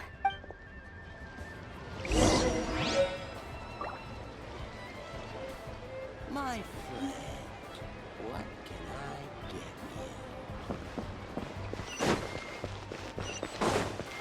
you? What's the hurry?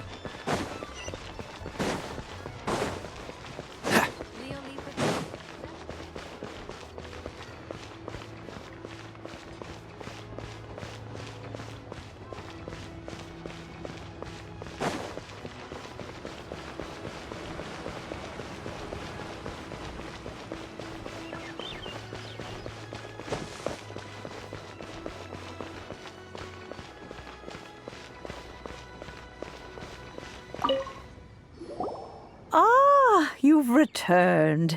How did it go? Were you able to find the Smaragdus Jadeite? Good, good. Then we have all the materials we need. Well, if we're all set, Granny, I'll get going now. Got a ton of clients waiting for me back at the office. Oh, you. All right, then. Go see to your business. Granny should be able to handle the rest. I'm off then. Bye! Oh, yes, Traveler. Make sure you don't lose the business card I gave you. I've been looking into the laws of other nations as well. If you should ever bump into any trouble with the law, come find me directly. Regulars get discounts, too. Come now, child. Are you leaving or are you not? If you have no wish to leave, perhaps you'd like to help me clean my teapot, hmm? I'm leaving! I'm leaving! That child. Goodness knows where she learned to be so rambunctious. Her father was hardly so riotous or fond of talking nonsense back in the day when he stood beside Rex Lapis. Ah, indeed she is. Liyue has changed, and the Adepti must also learn to change. Yanfei might be overly garrulous, but she is also the most intimately acquainted with the city among us all. Ah, Liyue is not the same place I once knew. All right, then. Let us speak of this no more. Back on topic. I believe that I still owe you a little gift. Oh, Paimon's so excited! How is it made? It is but a single teapot. It shan't take long at all. Just wait here for a moment.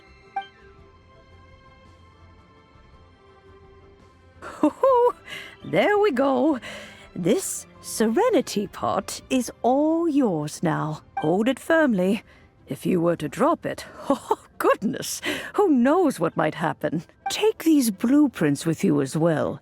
You'll need them if you wish to make your teapot a little more lively inside. Wait a minute, Granny. How exactly are we supposed to use this teapot? Oh, you needn't worry about that. I've already arranged for a certain little helper to await you within this teapot. She will explain everything you need to know about it.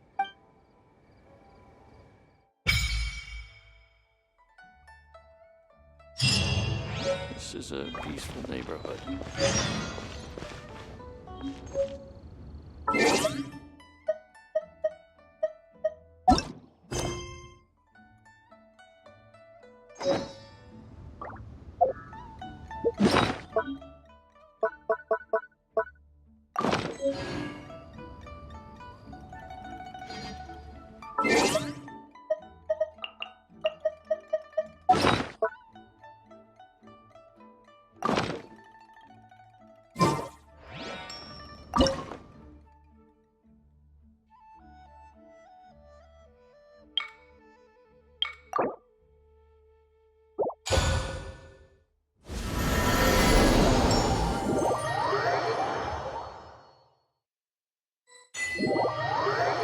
Wow!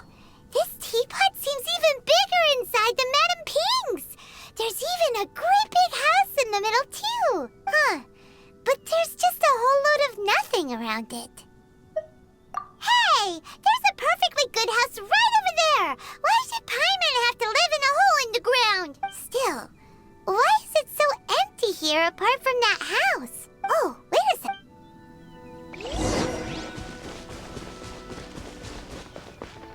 Well, it seems that we have a visitor. It's a huge finch! Excuse me, I am not a finch. I am a teapot spirit, and you may call me, hang on a moment. What am I supposed to be called again? Oh, call me. I suppose you may call me Tubby. So you're the little helper Madame Ping mentioned? Madam Ping? Oh, you must mean Ping. Yes, she did summon me here.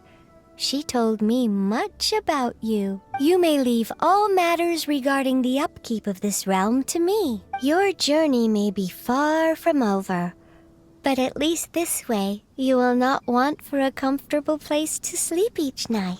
Though it is the Adepti who thus, you may consider now, have you any blueprint? As long as you have a blueprint, you can... Blueprint?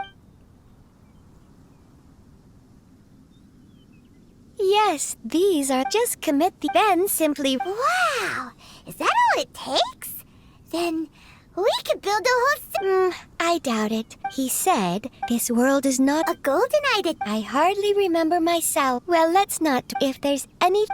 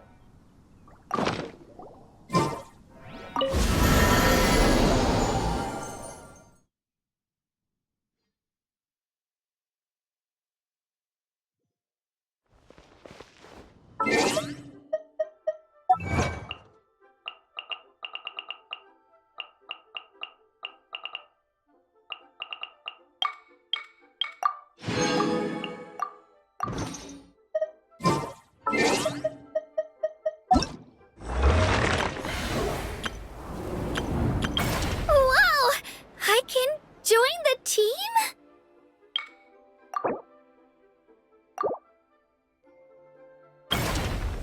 Wow!